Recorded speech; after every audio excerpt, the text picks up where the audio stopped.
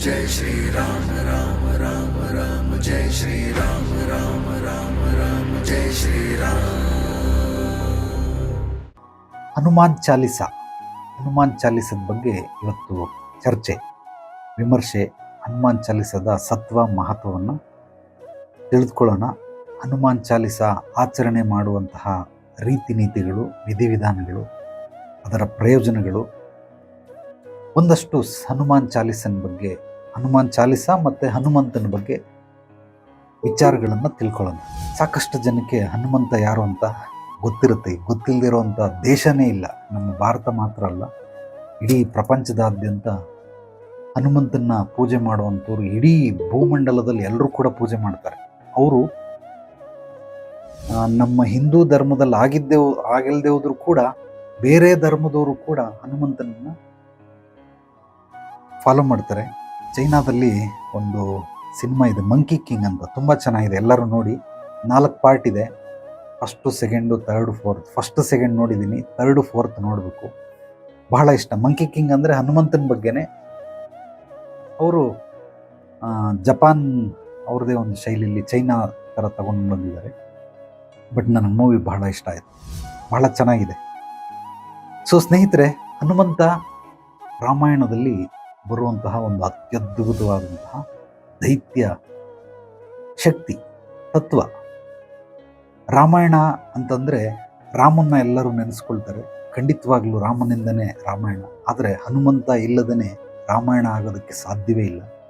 ಎಲ್ಲ ರೀತಿ ರಾಮನ ಹುಟ್ಟಿನಿಂದ ಹಿಡಿದು ರಾಮನ ಅಂತ್ಯದವರೆಗೂ ರಾಮಾಯಣ ಅಂತ ಕರೀತಾರೆ. ಈ ಎಲ್ಲ ರಾಮಾಯಣದ ಆಯಾಮಗಳು, ಮಜಲುಗಳು, ಸ್ತರಗಳಲ್ಲಿ ಹನುಮಂತನ ಪಾತ್ರ ಹೆಚ್ಚು.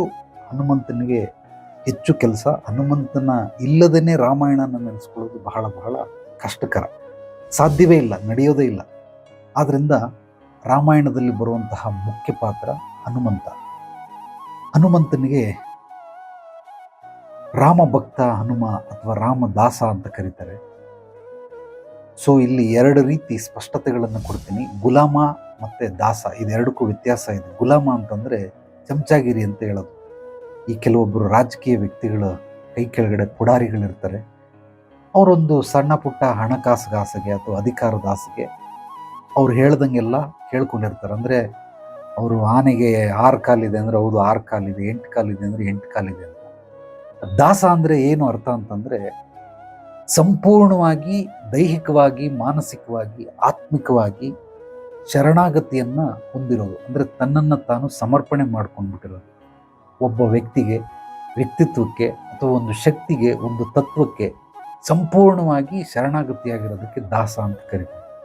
ಹನುಮನ ಮೂಲ ಕಾಯಕ ಏನು ಅಂದರೆ ರಾಮ ಭಜನೆ. ಅಂದರೆ ರಾಮನಿಗೋಸ್ಕರನೇ ಹುಟ್ಟಿರೋದು. ಆತನ ಎಲ್ಲ ಶಕ್ತಿ, ಚೈತನ್ಯ, ಜ್ಞಾನ, ಬುದ್ಧಿವಂತಿಕೆ, ಆತನ ಎಲ್ಲ ಕಲೆಗಳು, ವಿದ್ಯೆಗಳು ಸಂಪೂರ್ಣವಾಗಿ ರಾಮನಿಗೋಸ್ಕರ ಮಾತ್ರ. ಅಂದರೆ ರಾಮನನ್ನು ಬಿಟ್ಟು ಬೇರೆ ಯಾವುದನ್ನು, ಬೇರೆ ಯಾರನ್ನು ಕೂಡ ಆತ ಸ್ವೀಕರಿಸೋದಕ್ಕೆ ರೆಡಿ ಇಲ್ಲ. ಪ್ರತಿಯೊಂದು ಹನುಮಂತನ ರೋಮ ರೋಮ ರಾಮನಾಮವನ್ನು ಜಪಿಸುತ್ತೆ. ಬರೀ ಆಂಜನೇಯ ಬಾಯಲ್ಲಲ್ಲ, ಪ್ರತಿಯೊಂದು ರೋಮ ರೋಮ ಅಂದರೆ ಒಂದೊಂದು ಕೂದಲು ಕೂಡ ರಾಮನಾಮವನ್ನು ಜಪಿಸುವಂಥ ಅತ್ಯದ್ಭುತವಾದ ಪವಾಡ ಪುರುಷ, ಸತ್ಪುರುಷ, ಮಹಾತ್ಮ, ಮಹಾಬಲಿ, ವೀರಾಂಜನೇಯ, ಚಿರಂಜೀವಿ. ಸಾಕಷ್ಟು ಜನ, ಒಂದು 10 ಜನ ಚಿರಂಜೀವಿಗಳಲ್ಲಿ ಹನುಮಂತನು ಕೂಡ ಒಬ್ಬ. ಆತನಿಗೆ ಎಷ್ಟೆಲ್ಲ ವಿದ್ಯೆಗಳಿದೆ, ಎಷ್ಟೆಲ್ಲ ಶಕ್ತಿಗಳಿದೆ, ಎಷ್ಟು ಸತ್ವ ಇದೆ, ಮಹತ್ವ ಇದೆ, ಯೋಗ್ಯತೆ ಇದೆ, ಅರ್ಹತೆ ಇದೆ. ರಾಮನಿಗಿಂತನೂ 10 ಪಟ್ಟು, 100 ಪಟ್ಟು, 1000 ಪಟ್ಟು ಸರ್ವಶ್ರೇಷ್ಠ. ಆದರೆ ಆತನಿಗೆ ನಾನು ದೇವರು, ನಾನು ದೇವತಾ ಅಂತ ಒಪ್ಕೊಳ್ಳೋದಕ್ಕೆ ಆತ ರೆಡಿನೇ ಇಲ್ಲ. ಆತನ ಬಾಯಲ್ಲಿ ಬರೋದು ಒಂದೇ, ನಾನು ರಾಮ ಭಕ್ತ ಹನುಮ. ನನ್ನ ಉಸಿರಿನಲ್ಲಿ ರಾಮನಾಮ ಬೆರ್ತೋಗ್ಬಿಟ್ಟಿದೆ, ಆದ್ದರಿಂದ ನಾನು ಸೇವಕ, ನಾನು ದಾಸ, ನಾನು ಭಕ್ತ. ಇಷ್ಟು ಮಾತ್ರನೇ ಹನುಮಂತನ ಬಾಯಿಂದ ಬರುವಂಥದ್ದು. ಬೇರೆ ಯಾವುದೇ ವಿಚಾರಗಳು ಖಂಡಿತವಾಗಲು ಹನುಮಂತ, ನೀವು ಕೊಟ್ಕೊಳ್ಳಿ, ಟೈಟಲನ್ನು ಕೊಟ್ಕೊಳ್ಳಿ, ನವನಿಧಿಕೆ ದಾಸ ಅಂತಾರೆ. ಅಂದರೆ 9 ನಿಧಿಗಳ ಆತ ಪಡ್ಕೊಂಡಿರುವಂಥನು, ಅಷ್ಟನಿಧಿ, ಅಷ್ಟ ಶಕ್ತಿಗಳು, ಇದನ್ನೆಲ್ಲ ಪಡ್ಕೊಂಡಿರುವಂಥನು. ಆದರೂ ಕೂಡ ಅದು ಯಾವುದನ್ನು ಆತ ಕನ್ಸಿಡರ್ ಮಾಡೋದೇ ಇಲ್ಲ. ನಾನು ಒಂದೇ ಭಕ್ತ, ಸೊ ದಾಸ, ಸೇವಕ, ಇದು 3 ಬಿಟ್ಟು ಬೇರೆ ನನಗೇನು ಗೊತ್ತಿಲ್ಲ ಅಂತ ಹೇಳಿದ್ದ ಕೆಲಸವನ್ನು ಮಾಡಿ ಮುಗಿಸ್ಕೊಂಡು ಬರುವಂಥದ್ದು ಆತನ ಒಂದು ಅತ್ಯದ್ಭುತವಾದಂತಹ ಪ್ರತಿಭೆ. ಇಡೀ ರಾಮಾಯಣದಲ್ಲಿ ನಾನು ಆಗಲೇ ಹೇಳ್ದಂಗೆ ಹನುಮಂತನ ನೆನೆಸ್ಕೊಳ್ದೇನೆ ರಾಮಾಯಣ ಮುಗಿಯೋದಕ್ಕೆ ಸಾಧ್ಯವೇ ಇಲ್ಲ. ಎಲ್ಲದಕ್ಕೂ ಕಾರಣ ಹನುಮಂತ. ಅಷ್ಟೆಲ್ಲ ಮಾಡಿದ್ರೂ ಕೂಡ ಆತ ಕ್ರೆಡಿಟ್ ತಗೊಳ್ಳೋದಕ್ಕೆ ರೆಡಿ ಇಲ್ಲ. ಕೇವಲ ನನ್ನ ಸ್ಥಳ ಪಾದದಡಿಯಲ್ಲಿ, ರಾಮನ ಪಾದದಲ್ಲಿ ಅಥವಾ ರಾಮನ ಹೃದಯದಲ್ಲಿ ನನಗೆ ಸ್ಥಾನಮಾನ ಕೊಟ್ಬಿಟ್ರೆ ಬೇರೆ ಇನ್ನೇನು ಬೇಕಾಗಿಲ್ಲ ಅಂತ. ಸೊ ಸ್ನೇಹಿತರೆ, ಹನುಮಾನ್ ಚಾಲಿಸದ ಬಗ್ಗೆ ಒಂದಷ್ಟು ವಿಚಾರಗಳನ್ನು ತಿಳ್ಕೊಳ್ಳೋದಕ್ಕಿಂತ ಮುಂಚೆ ಈ ರಾಮಾಯಣದ ರಾಮ, ಹನುಮ ಇವ್ರ ಬಗ್ಗೆ ಎಲ್ಲ ಒಂದಷ್ಟು ವಿಚಾರಗಳನ್ನು ತಿಳ್ಕೊಳ್ಳೋದು ಬಹಳ ಬಹಳ ಸೂಕ್ತ. ಸೊ ರಾಮಾಯಣ ಅಂತಂದರೆ ಪ್ರತಿಯೊಬ್ಬರಿಗೂ ಗೊತ್ತಿರುತ್ತೆ. ರಾಮ, ಸೀತಾ, ಲಕ್ಷ್ಮಣ ಇವರು 3 ಜನ ಕಾಡಿಗೆ ಹೋಗ್ತಾರೆ. ಸೊ ಕಾಡಲ್ಲಿ ಹೋಗಿ ಒಂದು ಬಂಗಾರದ ಜಿಂಕೆ ಕಾಣಿಸುತ್ತೆ. ಇದೆಲ್ಲ ಬೇಸಿಕ್, ನಾನು ಖಂಡಿತವಾಗ್ಲೂ ಬೇಸಿಕ್ ಹೇಳಲ್ಲ ನಿಮಗೆ, ಹನುಮಾನ್ ಚಾಲಿಸದ ಬಗ್ಗೆ ಮೂಲವಾಗಿ ಹೇಳಬೇಕು. ಆದರೂ ಇದ್ರ ಬಗ್ಗೆ ಅಲ್ಪ ಸ್ವಲ್ಪ ಮಾಹಿತಿಗಳನ್ನು ನಿಮಗೆ ಗೊತ್ತಿದ್ರೂ ಕೂಡ ಒಂದು ಶಾಸ್ತ್ರೋಕ್ತವಾಗಿ ತಿಳಿಸ್ಬಿಡ್ತೀನಿ. ಒಂದು ಬಂಗಾರದ ಜಿಂಕೆ ನೋಡಿ ರಾಮ ಆ ಬಂಗಾರದ ಜಿಂಕೆನ ಓಡಿಸ್ಕೊಂಡು ಹೋಗ್ತಾನೆ. ಸೀತೆ ನನಗದು ಬೇಕೇ ಬೇಕು ಅಂದಾಗ ರಾವಣ ಬಂದು ಸೀತೆನ ಎಳ್ಕೊಂಡು ಹೋಗ್ತಾನೆ. ಅಲ್ಲಿಂದ ಸೀತೆನ ಹುಡುಕ್ತಾ ಹುಡುಕ್ತಾ ಹುಡುಕ್ತಾ ಕಿಷ್ಕಿಂದೆಯಲ್ಲಿ ಅಂದರೆ ಹನುಮಂತ ಸಿಗ್ತಾನೆ. ನಮ್ಮ ಕರ್ನಾಟಕದ ಈ ಅಂಜನಾದ್ರಿ ಬೆಟ್ಟ, ಅಂದರೆ ಹಂಪಿ ಹತ್ರ ಇರುವಂತಹ ಅಂಜನಾದ್ರಿ ಬೆಟ್ಟ, ಅಲ್ಲಿ ಹನುಮಂತನ ಹುಟ್ಟೂರು. ಅಲ್ಲಿ ಬಂದಾಗ ಹನುಮಂತ ಸಿಕ್ಕಿ ಆನಂತರ ಶ್ರೀಲಂಕಕ್ಕೆ ಹೋಗಿ ಸಮುದ್ರ ನಿರ್ಮಾಣ ಮಾಡಿ ಅಲ್ಲಿಂದ ರಾವಣನನ್ನು ಗೆದ್ದು ಸೀತೆಯನ್ನು ವಾಪಸ್ ಕರ್ಕೊಂಡ್ಬರೋದು ಇದೇ ಮೂಲ ರಾಮಾಯಣ. ಸೊ ಕರ್ಕೊಂಡು ಬರೋವ್ರಿಗೂ ಮತ್ತು ರಾಮ ಅಂತ್ಯ ಆಗೋವ್ರಿಗೂ ಕೂಡ ಹನುಮಂತ ಜೊತೆಲೇ ಇರ್ತಾನೆ. ಈ ಹನುಮಂತನ ಬಗ್ಗೆ ಹನುಮಾನ್ ಚಾಲಿಸವನ್ನು ಬರೆದೋರು ಯಾರು ಅಂತಂದರೆ ತುಳಸಿದಾಸರು. ಇವರು ವಾಲ್ಮೀಕಿಯ ಇನ್ನೊಂದು ಅವತಾರ ಅಂತ ಪುರಾಣಗಳು ಹೇಳ್ತಾರೆ. ವಾಲ್ಮೀಕಿಯ ಇನ್ನೊಂದು ಅವತಾರ ತುಳಸಿದಾಸರು. ಔರಂಗಜೇಬ್ ಆತ ಇದ್ದಂತಹ ಕಾಲದಲ್ಲಿ ಆತನ ತಗೊಂಡೋಗಿ ಈ ವಾದ ವಿವಾದದಲ್ಲಿ ದೇವರನ್ನ ತೋರಿಸು ಅಂದರೆ ಆ ಥರ ಎಲ್ಲ ತೋರ್ಸೋಕ್ಕಾಗಲ್ಲ, ನನ್ನ ಮುಂದೆ ಅಹಂಕಾರವಾಗಿ ಮಾತಾಡ್ತಾನೆ ಅಂತ ಕರ್ಕೊಂಡೋಗಿ ಅವನನ್ನು ಜೈಲಿಗೆ ಹಾಕ್ಬಿಡ್ತಾರೆ. ಸೆರೆವಾಸದಲ್ಲಿ 40 ದಿವಸ ಹನುಮಾನ್ ಚಾಲಿಸವನ್ನು ರಚನೆ ಮಾಡ್ತಾರೆ. ರಚನೆ ಮಾಡಿ ಅಲ್ಲಿ ಹೇಳಿದಾಗ ಒಂದಷ್ಟು ಕೋತಿಗಳ ಹಿಂಡು ಬಂದು ಇಡೀ ರಾಜ್ಯವನ್ನು ಧ್ವಂಸ ಮಾಡಿಬಿಡುತ್ತೆ. ಯಾಕೆ ಇದು ಬಂದಿದೆ ಅಂತ ಅವನಿಗೆ ಭಯ ಆಗ್ಬಿಡುತ್ತೆ. ಆ ಮಟ್ಟಕ್ಕೆ ಒಬ್ಬ ರಾಜ ಭಯ ಬೀಳುವಂಥ ಮಟ್ಟಕ್ಕೆ ಎಲ್ಲ ಕಾಡಲ್ಲಿರೋ ಅಷ್ಟು ಕೋತಿಗಳು ಬಂದ್ಬಿಡ್ತವೆ. ಬಂದಿರೋದ್ರಿಂದ ಅವನು ಭಯ ಬಿದ್ದು ಮಂತ್ರಿ ಹೇಳ್ತಾನೆ, ಆ ತುಳಸಿದಾಸರನ್ನು ಬಿಟ್ಬಿಡಿ, ಇಲ್ಲಾಂದರೆ ಕೋತಿಗಳು ನಮ್ಮನ್ನೆಲ್ಲ ನಷ್ಟ ಮಾಡ್ತವೆ ಅಂತೇಳಿ ಆ ತುಳಸಿದಾಸರನ್ನು ಬಿಟ್ಬಿಡ್ತಾರೆ. ಅಂದರೆ ಹನುಮಾನ್ ಚಾಲಿಸ ಬರೆದಂತಹ ವ್ಯಕ್ತಿ ತುಳಸಿದಾಸರು. ಮೊದಲನೇ ಬರೆದಾಗಲೇ ಕೂಡ ಜೈಲಲ್ಲಿ ಬರೆದಿದ್ರು ಕೂಡ ಅಲ್ಲೇ ಅವರಿಗೆ ಪವಾಡ ಹನುಮಂತನ ದರ್ಶನ ಆಯಿತು. ಅಂದರೆ ಹನುಮಂತ ನೇರವಾಗಿ ಬರೋದಿಲ್ಲ, ಯಾವುದೋ ಒಂದು ರೂಪದಲ್ಲಿ ಖಂಡಿತವಾಗ್ಲೂ ಬರ್ತಾನೆ. ಈ ರೀತಿ ನಮ್ಮ ತುಳಸಿದಾಸರಿಗಾದಂತಹ ಅನುಭವಗಳನ್ನು ನೀವು ಯೂಟ್ಯೂಬಲ್ಲಿ ಇದೆ ವಿಡಿಯೋ ನೋಡಿ. ಅಯೋಧ್ಯ ಕಟ್ಟಬೇಕಾದ್ರೆ ಅಲ್ಲಿ ಬಾಂಬ್ ಬಿಟ್ಬಿಟ್ಟಿದ್ರು ಯಾರೋ ಭಯೋತ್ಪಾದಕರು.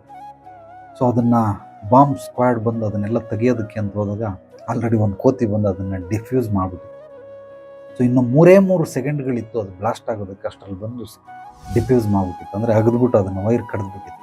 ಯಾರದು? ಹನುಮಂತ ನೇರವಾಗಿ ಬರೋದಿಲ್ಲ.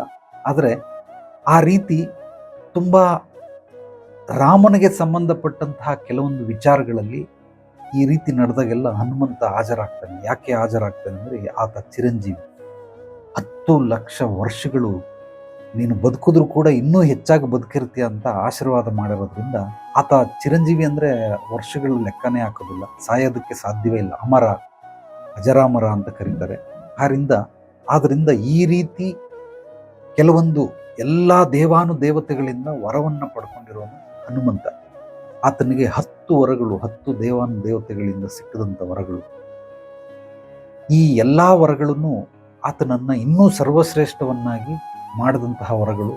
ಸೊ ಹನುಮಂತ ಅಷ್ಟು ಸರ್ವಶ್ರೇಷ್ಠನಾಗೋದಕ್ಕೆ ಆತನಿಗೆ ಸಿಕ್ಕಿರುವಂತಹ ವರಗಳು, ಇದರಲ್ಲಿ ಮೂಲವಾಗಿ 10 ವರಗಳು ಅಂತ ಹೇಳಿದೆ. ಆ 10 ವರಗಳಲ್ಲಿ ಕೆಲವೊಂದನ್ನು ಮಾತ್ರ ನಿಮಗೆ ತಿಳಿಸೋ ಪ್ರಯತ್ನ ಮಾಡ್ತೀನಿ. ಆ 10 ವರಕ್ಕಿಂತ ನವನಿಧಿ ಅಂದ್ರೆ ಏನು, ಆಮೇಲೆ ಅಷ್ಟ ಸಿದ್ಧಿಗಳು ಅಂದರೆ ಏನು ಅಂತ ಬರ್ಕೊಂಡಿದ್ದೀನಿ. ಅದನ್ನು ನೀವು ಬೇಕಾದ್ರೆ ನೋಟ್ ಮಾಡ್ಕೊಬೋದು. ಮೊದಲನೇದು ಅಣಿಮ ಅಂತ. ಅಣಿಮ ಅಂತಂದರೆ ಅಣುವಿನ ಆಕಾರದಷ್ಟು ಬಹಳ ಸೂಕ್ಷ್ಮವಾಗಿ ಹನುಮಂತ ಯಾವಾಗ ಬೇಕಾದ್ರೆ ಆಕಾರವನ್ನು ತಗ್ಗಿಸ್ಕೊಳ್ಬಹುದು. ಅಂದರೆ ಬಹಳ ಬಹಳ ಚಿಕ್ಕೋನಾಗ್ಬೋದು. ಚಿಕ್ಕೋನು ಅಂದರೆ ತುಂಬ ಕ್ರಿಮಿಕೀಟ ಅಂತಾರಲ್ಲ ಆ ಮಟ್ಟಕ್ಕೆ, ಅದೂ ದೊಡ್ಡದೆ. ಅಣು ಅಂತಂದ್ರೆ ಅದಕ್ಕಿಂತ ಚಿಕ್ಕದು, ಪರಮಾಣು ಅಂತಾರೆ. ಅಷ್ಟು ಸಣ್ಣ ಅಣಿಮ ಅಂತಂದರೆ ಚಿಕ್ಕೋನಾಗೋದಕ್ಕೆ ವರ. ಅದಾದ್ಮೇಲೆ ಮಹಿಮ. ಮಹಿಮ ಅಂದರೆ ಎಷ್ಟು ದೊಡ್ಡವನ್ ಬೇಕಾದ್ರೂ ಆಗ್ಬೋದು. ಅಂದರೆ 3 ಲೋಕಗಳನ್ನು ಸೇರಿದ್ರೆ ಹನುಮಂತನ ಆಕಾರ ಅಷ್ಟು ದೊಡ್ಡದು, ಹಿಗ್ಗಿಸ್ಕೊಳ್ಬಹುದು. 3ನೇದು ಬಂದು ಗರಿಮ ಅಂತ, ಅಂದರೆ ತೂಕವನ್ನು ಹೆಚ್ಚಿಸ್ಕೊಳ್ಬಹುದು. ನೀವು ಮಹಾಭಾರತದಲ್ಲಿ ಭೀಮ ಹನುಮಂತನ ಬಾಲವನ್ನು ಅಡ್ಡ ಕಟ್ಟಿರ್ತಾನೆ, ಅದನ್ನು ಎತ್ತು ಅಂತಂದರೆ ಎತ್ತಕ್ಕಾಗಲ್ಲ. ಅಂದರೆ 1000 ಆನೆಗಳ ಬಲವುಳ್ಳವನು ಭೀಮಸೇನ. ಆತನ ಕೈಯಲ್ಲೇ ಬಾಲವನ್ನು ಎತ್ತಕ್ಕಾಗಲ್ಲ, ಅಂದರೆ ತೂಕ ಬೇಕಾದರೆ ಹೆಚ್ಚಿಸ್ಕೊಳ್ಬಹುದು.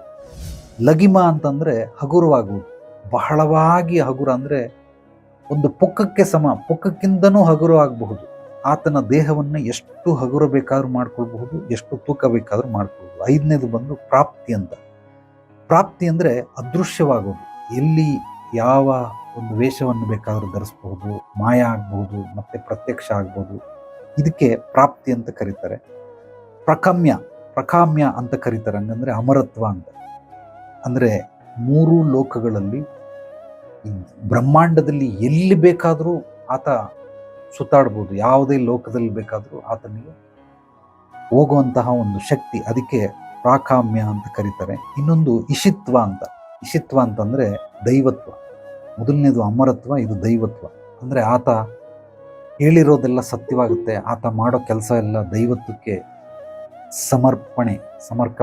ಸಮರ್ಪಕವಾಗಿರ್ತದೆ.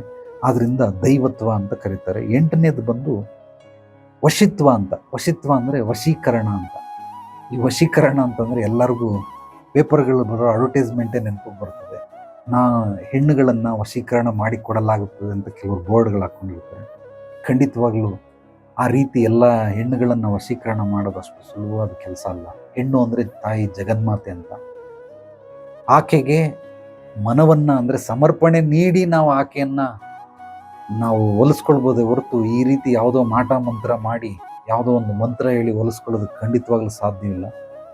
ದೈಹಿಕವಾಗಿ, ಮಾನಸಿಕವಾಗಿ, ಆತ್ಮಿಕವಾಗಿ ಆಕೆಯನ್ನು ಸಂತೋಷಪಡಿಸಿ ನಾವು ಹೊಲಿಸ್ಕೊಳ್ಬೇಕಾಗುತ್ತೆ ಹೊರತು ಈ ಥರ ಯಾವುದೋ ಒಂದು ಮಂತ್ರ ಹೇಳ್ಬಿಟ್ರೆ ಸಿಕ್ಬಿಡ್ತಲ್ಲ, ಖಂಡಿತವಾಗಲಿಲ್ಲ.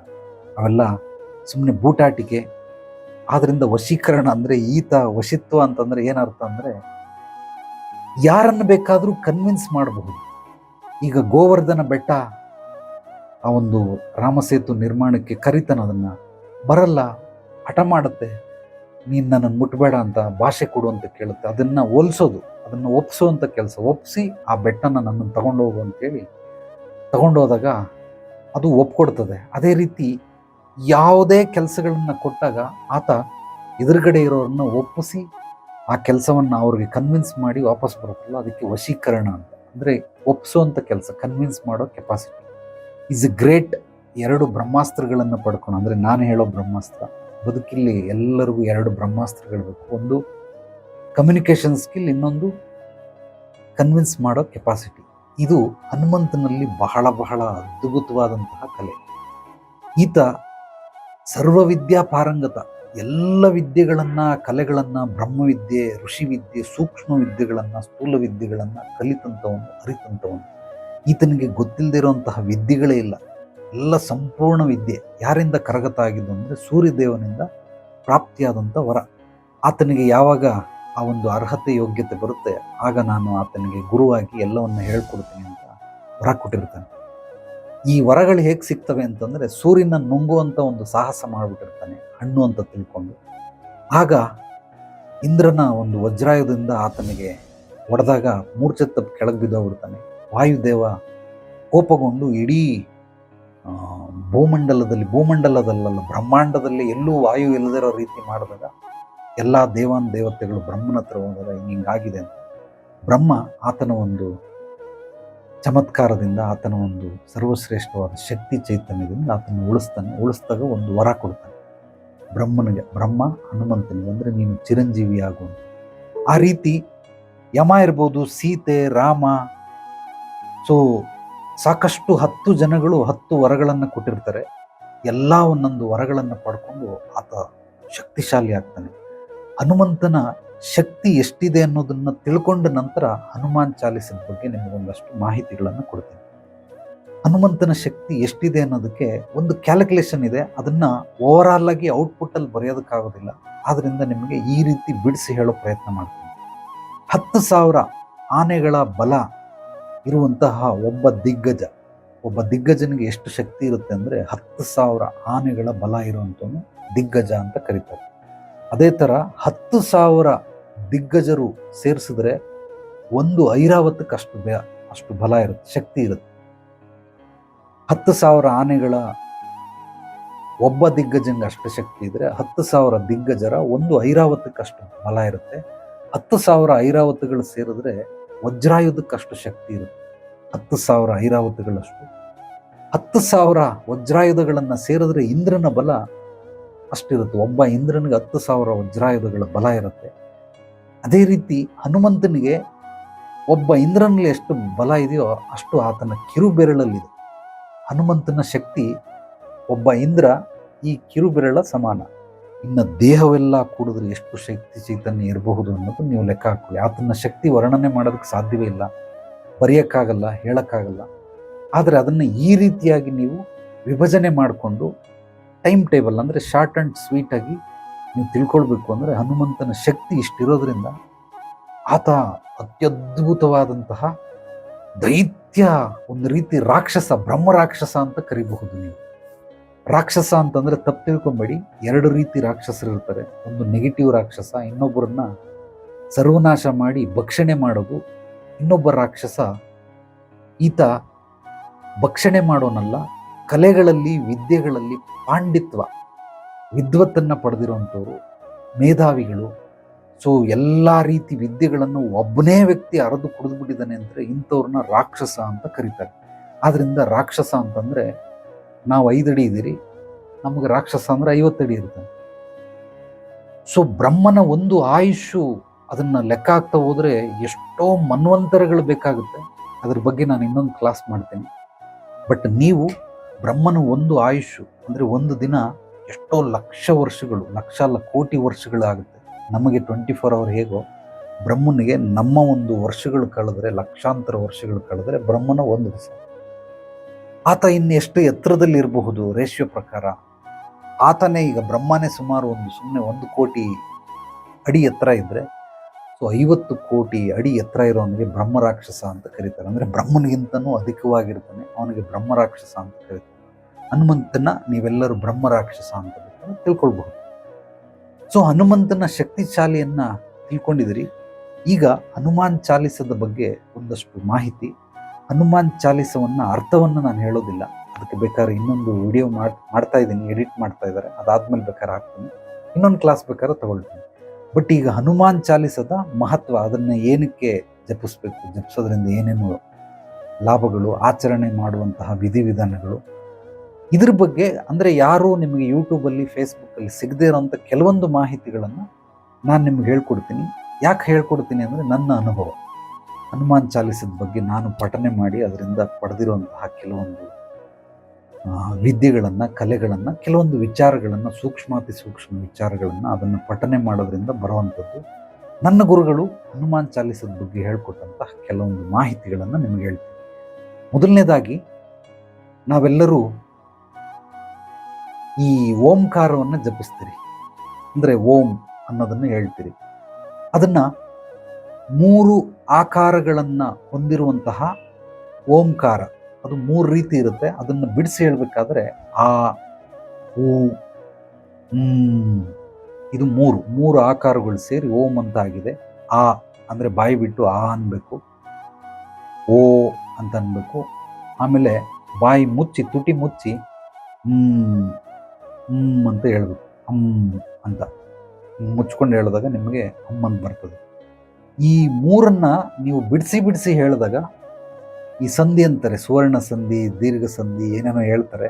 ಆ ರೀತಿ ಆತ್ಮ, ವ್ಯಕ್ತಿತ್ವ, ವ್ಯಕ್ತಿ ಪ್ಲಸ್ ಅಸ್ತಿತ್ವ ಅಥವಾ ಅತ್ವ ಅಂತ ಕರೀತಾರೆ. ಅದಕ್ಕೆ ಇಸುಕೊಳ್ತು ವ್ಯಕ್ತಿತ್ವ ಅಂತ ಬರ್ತದೆ. ಅದೇ ರೀತಿ ಓಂಕಾರವನ್ನು ಬಿಡಿಸಿದ್ರೆ 3 ಕಾರಗಳು ಅಕಾರ ಉಕಾರ ಮಕಾರ ಬರ್ತದೆ. ಆ ಕಾರಗಳನ್ನು ಬಿಟ್ಟು ಇಂಡಿವಿಜುವಲ್ ಆಗಿ ಹೇಳಿದಾಗ ಈ ರೀತಿ ಹೇಳ್ತಾರೆ. ಮೊದಲು ಬೆನ್ನುಮೂಳೆಯನ್ನು ನೆಟ್ಟಿಗಿಟ್ಕೊಳ್ಳಿ.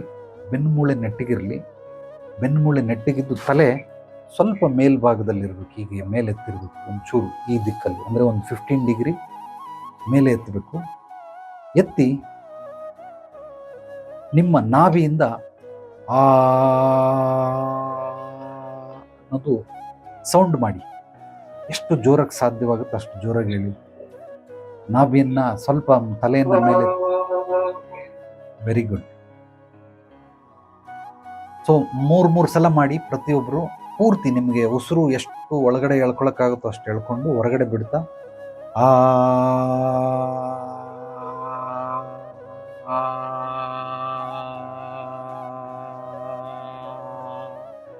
ನೀವು ದೀರ್ಘವಾಗಿ ಹೇಳಿದಾಗ ಅದರ ಅನುಭವ ನಿಮ್ಗಾಗುತ್ತೆ.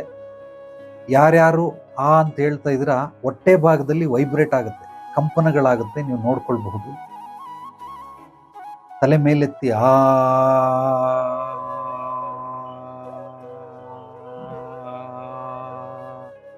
ಅಂದಾಗ ನಿಮಗೆ ಹೊಟ್ಟೆ ಭಾಗದಲ್ಲಿ ವೈಬ್ರೇಟ್ ಆಗುತ್ತೆ. ಪೂರ್ತಿ ಹೊಟ್ಟೆಯ ಭಾಗ ಕಂಪನ ಸ್ಟಾರ್ಟ್ ಆಗುತ್ತೆ. ಇದನ್ನು ನೀವು ನೋಡ್ಕೊಳ್ಬಹುದು.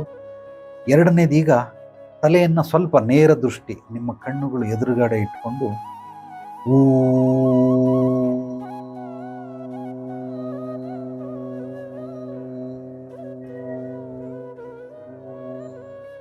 ಈ ರೀತಿ ಹೇಳಿ. 3 ಸಲ ಹೇಳಿ. ಪೂರ್ತಿ ದೀರ್ಘವನ್ನು ಶ್ವಾಸವನ್ನು ಒಳಗಡೆ ಎಳ್ಕೊಂಡು ಹೊರಗಡೆ ಬಿಡಬೇಕಾದ್ರೆ ಊ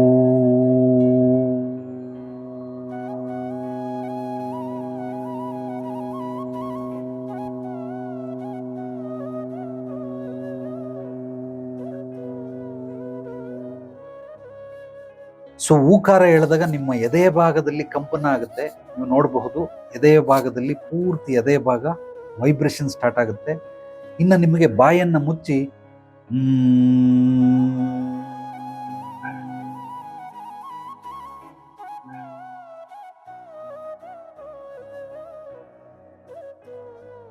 ಈ ರೀತಿ ಬಾಯನ್ನು ಮುಚ್ಚಿ ನೀವು ಅಂದಾಗ ಈ ತಲೆಯ ಭಾಗ ವೈಬ್ರೇಷನ್ ಆಗುತ್ತೆ. ಅಂದರೆ ಇದನ್ನು ಬ್ರಹ್ಮಾಂಡ ಅಂತ ಕರೀತಾರೆ. ಶಿರವೇ ಬ್ರಹ್ಮಾಂಡ. ಈ ಭಾಗ ಪೂರ್ತಿ ವೈಬ್ರೇಷನ್ ಆಗುತ್ತೆ. ಅದನ್ನು 3 ಸಲ ಹೇಳ್ಬಿಡಿ. ಕಂಪ್ಲೀಟ್ ಮಾಡಿ ದಯಮಾಡಿ ಎಲ್ಲರೂ. 3 ನಾಭಿಗೆ, ಎದೆಯ ಭಾಗಕ್ಕೆ 3 ಮತ್ತು ತಲೆಯ ಭಾಗಕ್ಕೆ 3. ಮೊದಲನೇದು ಆಕಾರ, ಆ ಅಂತ ಬಾಯಿ ತೆಗಿಬೇಕು. ಹೂ ಅಂತ ಓ ಶೇಪಲ್ಲಿ ಮಾಡಿಕೊಂಡು ಓ ಹೂ ಅಂತ ಹೇಳಬೇಕು. ಅದಾದಮೇಲೆ ಬಾಯಿ ಮುಚ್ಚಿ ಅನ್ನೋದು ಮಾಡಬೇಕು. ನಾನು ಹೇಳೋದು ನಿಮ್ಮ ಆಂತರಿಕ ಕೇಳಿಬೇಕು ಅಂದರೆ ಈ ರೀತಿ 3 ಬಾರಿ ನೀವೆಲ್ಲರೂ ಮಾಡಿದ್ರೆ ನಿಮಗೆ ಆ ಕಂಪನಗಳು ಗೊತ್ತಾಗುತ್ತೆ. ಅಂದರೆ ಯಾವ ಪ್ರದೇಶದಲ್ಲಿ ನನ್ನ ಶರೀರದ ಒಳಗಡೆ ಆಂತರಿಕವಾಗಿ ಕಂಪನ ಬರ್ತಾ ಇದೆ, ವೈಬ್ರೇಷನ್ ಆಗ್ತಾ ಇದೆ ಅನ್ನೋದು ಗೊತ್ತಾಗುತ್ತೆ. ಸೊ ನೀವು ಮೂಲವಾಗಿ ಈ ರೀತಿ ಓಂಕಾರವನ್ನು ಜಪಿಸ್ಬೇಕಾದ್ರೆ ನಿಸರ್ಗದಲ್ಲಿ ಜಪಿಸಿದ್ರೆ ಬಹಳ ಬಹಳ ಒಳ್ಳೆಯದು. ಅಥವಾ ಮನೆಯಲ್ಲೇ ಜಪಿಸ್ತೀನಿ ಅಂತಂದರೆ ಕಿಟಕಿ ಬಾಗಿಲುಗಳನ್ನು ಓಪನ್ ಮಾಡಿರ್ಬೇಕಂದ್ರೆ ಗಾಳಿ ಮನೆ ಒಳಗಡೆ ಪ್ರದೇಶ ಆಡುವಂಥದ್ದಿದ್ದಾಗ ಮಾತ್ರ ಇದನ್ನು ಬಳಸಿ. ಬಾಕಿ ಸಮಯದಲ್ಲಿ ಕಿಟಕಿ ಬಾಗಿಲೆಲ್ಲ ಹಾಕೊಂಡು ದಯಮಾಡಿ ಓಂಕಾರವನ್ನು ಮಾಡಬೇಡಿ. ಇದು ಒಂದು ನೈಜವಾಗಿ ಸಹಜವಾಗಿರುವಂಥದ್ದು. ಆದ್ದರಿಂದ ಈ 3 ಆಕಾರಗಳು ಅಂದರೆ ಆಕಾರ, ಓಕಾರ, ಮಕಾರ, ಈ 3 ಆಕಾರಗಳನ್ನು ನೀವು ಬಾಡಿಯಲ್ಲಿ ಹೇಳಿದಾಗ ಅದು ವೈಬ್ರೇಷನ್ ಉಂಟು ಮಾಡುತ್ತೆ. ಏನಕ್ಕೆ ಇದನ್ನು ಹೇಳ್ಕೊಟ್ಟೆ ಅಂತಂದರೆ ಧ್ಯಾನ ಮಾಡುವ ಒಂದು ವಿಧಾನ ಇದು. ಆದರೆ ಹನುಮಾನ್ ಚಾಲಿಸಾಗೆ ಹೇಗೆ ಇದು ಕೆಲಸ ಮಾಡುತ್ತೆ ಅಂತಂದರೆ, ಮೊದಲನೇದು ಬಂದು ಎಲ್ಲರೂ ಹಾಡು ಹೇಳ್ತಾರೆ, ನೀವು ಕೇಳಿರ್ತೀರ. ಏನು ಎದೆ ತುಂಬಿ ಹಾಡುವನು ಅಥವಾ ಲಿಟಲ್ ಚಾಂಪ್ ಆ ಥರ ಏನೇನೋ ಬರ್ತದೆ, ಎಲ್ಲ ಭಾಷೆಗಳಲ್ಲಿ ಬರ್ತದೆ. ಇವರೆಲ್ಲ ಅದ್ಭುತವಾಗಿ ಹಾಡ್ತಾರೆ. ಮಕ್ಕಳು ಬಹಳ ಸಂಗೀತ ವಿದ್ವಾಂಸರೇ ಸೋತೋಗ್ಬಿಡ್ತಾರೆ, ಶರಣಾಗ್ಬಿಡ್ತಾರೆ. ಅವ್ರಿಗೆ ಬಂದು ಚಿಕ್ಕ ಮಕ್ಕಳ ಕಾಲಕ್ಕೆ ನಮಸ್ಕಾರ ಮಾಡ್ಬಿಡ್ತಾರೆ. ಆ ಮಟ್ಟದಲ್ಲಿ ಹಾಡ್ತಾರೆ. ಅಂದರೆ ಅರ್ಧ ಕುಡಿದ್ಬಿಟ್ಟಿರ್ತಾರೆ ಸಂಗೀತನ. ಸಣ್ಣ ಮಗು ಇದು ಯಾವ ರಾಗದಲ್ಲಿದೆ ಹೇಳು ಅಂದರೆ ಹೇಳುತ್ತೆ. ಈ ರೀತಿ ಹೇಳುವಂಥದ್ದು ಹಾಡುಗಳು ಎಲ್ಲಿಂದ ಬರುತ್ತೆ ಅಂದರೆ ನಾಭಿಯಿಂದ ಬರುತ್ತೆ. ಯಾರೇ ಸಿನಿಮಾ ರಂಗದ ಗಾಯಕರು ಈ ಸಂಗೀತವನ್ನು, ಹಿಂದೂಸ್ತಾನಿ, ಕ್ಲಾಸಿಕಲ್ ಸಂಗೀತ, ಕರ್ನಾಟಿಕ್ ಸಂಗೀತ ಇದನ್ನೆಲ್ಲ ಕಲ್ತಿರೋರು ನಾಭಿಯಿಂದ ಹಾಡು ಹೇಳ್ತಾರೆ. ಈ ಆಕಾರದಲ್ಲಿ ಅವರು ಹಾಡು ಹೇಳ್ತಾರೆ. ಖಂಡಿತವಾಗ್ಲೂ ಅದು ಹೇಳಿದಾಗ ಮಾತ್ರನೇ ಅದು ಜೀವ ತುಂಬಕ್ಕೆ ಸಾಧ್ಯ. ಇನ್ನೊಂದು, ನಾವು ನಾನು ನಿಮಗೆ ಕೆಲವೊಂದು ನೀವು ಕತ್ತನ್ನ ಈ ಚಿನ್ನಿದೆಯಲ್ಲ ಈ ಗಲ್ಲವನ್ನು ನಿಮ್ಮ ಎದೆ ಭಾಗಕ್ಕೆ ಮುಟ್ಟಿಸ್ಬಿಟ್ಟು ಸಾ ಅಂತ ಹೇಳಿ ಮುಟ್ಟಿಸ್ಬಿಟ್ಟು ಸಾ.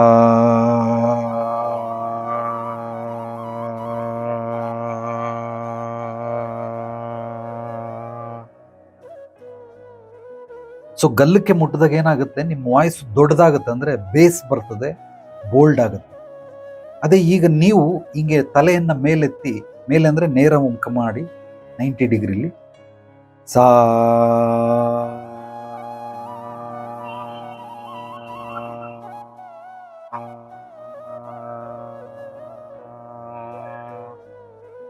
ಈಗ ಇದೇ ಮುಖವನ್ನು ನೀವು ಪೂರ್ತಿ ತಲೆ ಮೇಲೆತ್ತಿ ಈಗ ಸಾ ಅಂತೇಳಿ ಸಾ.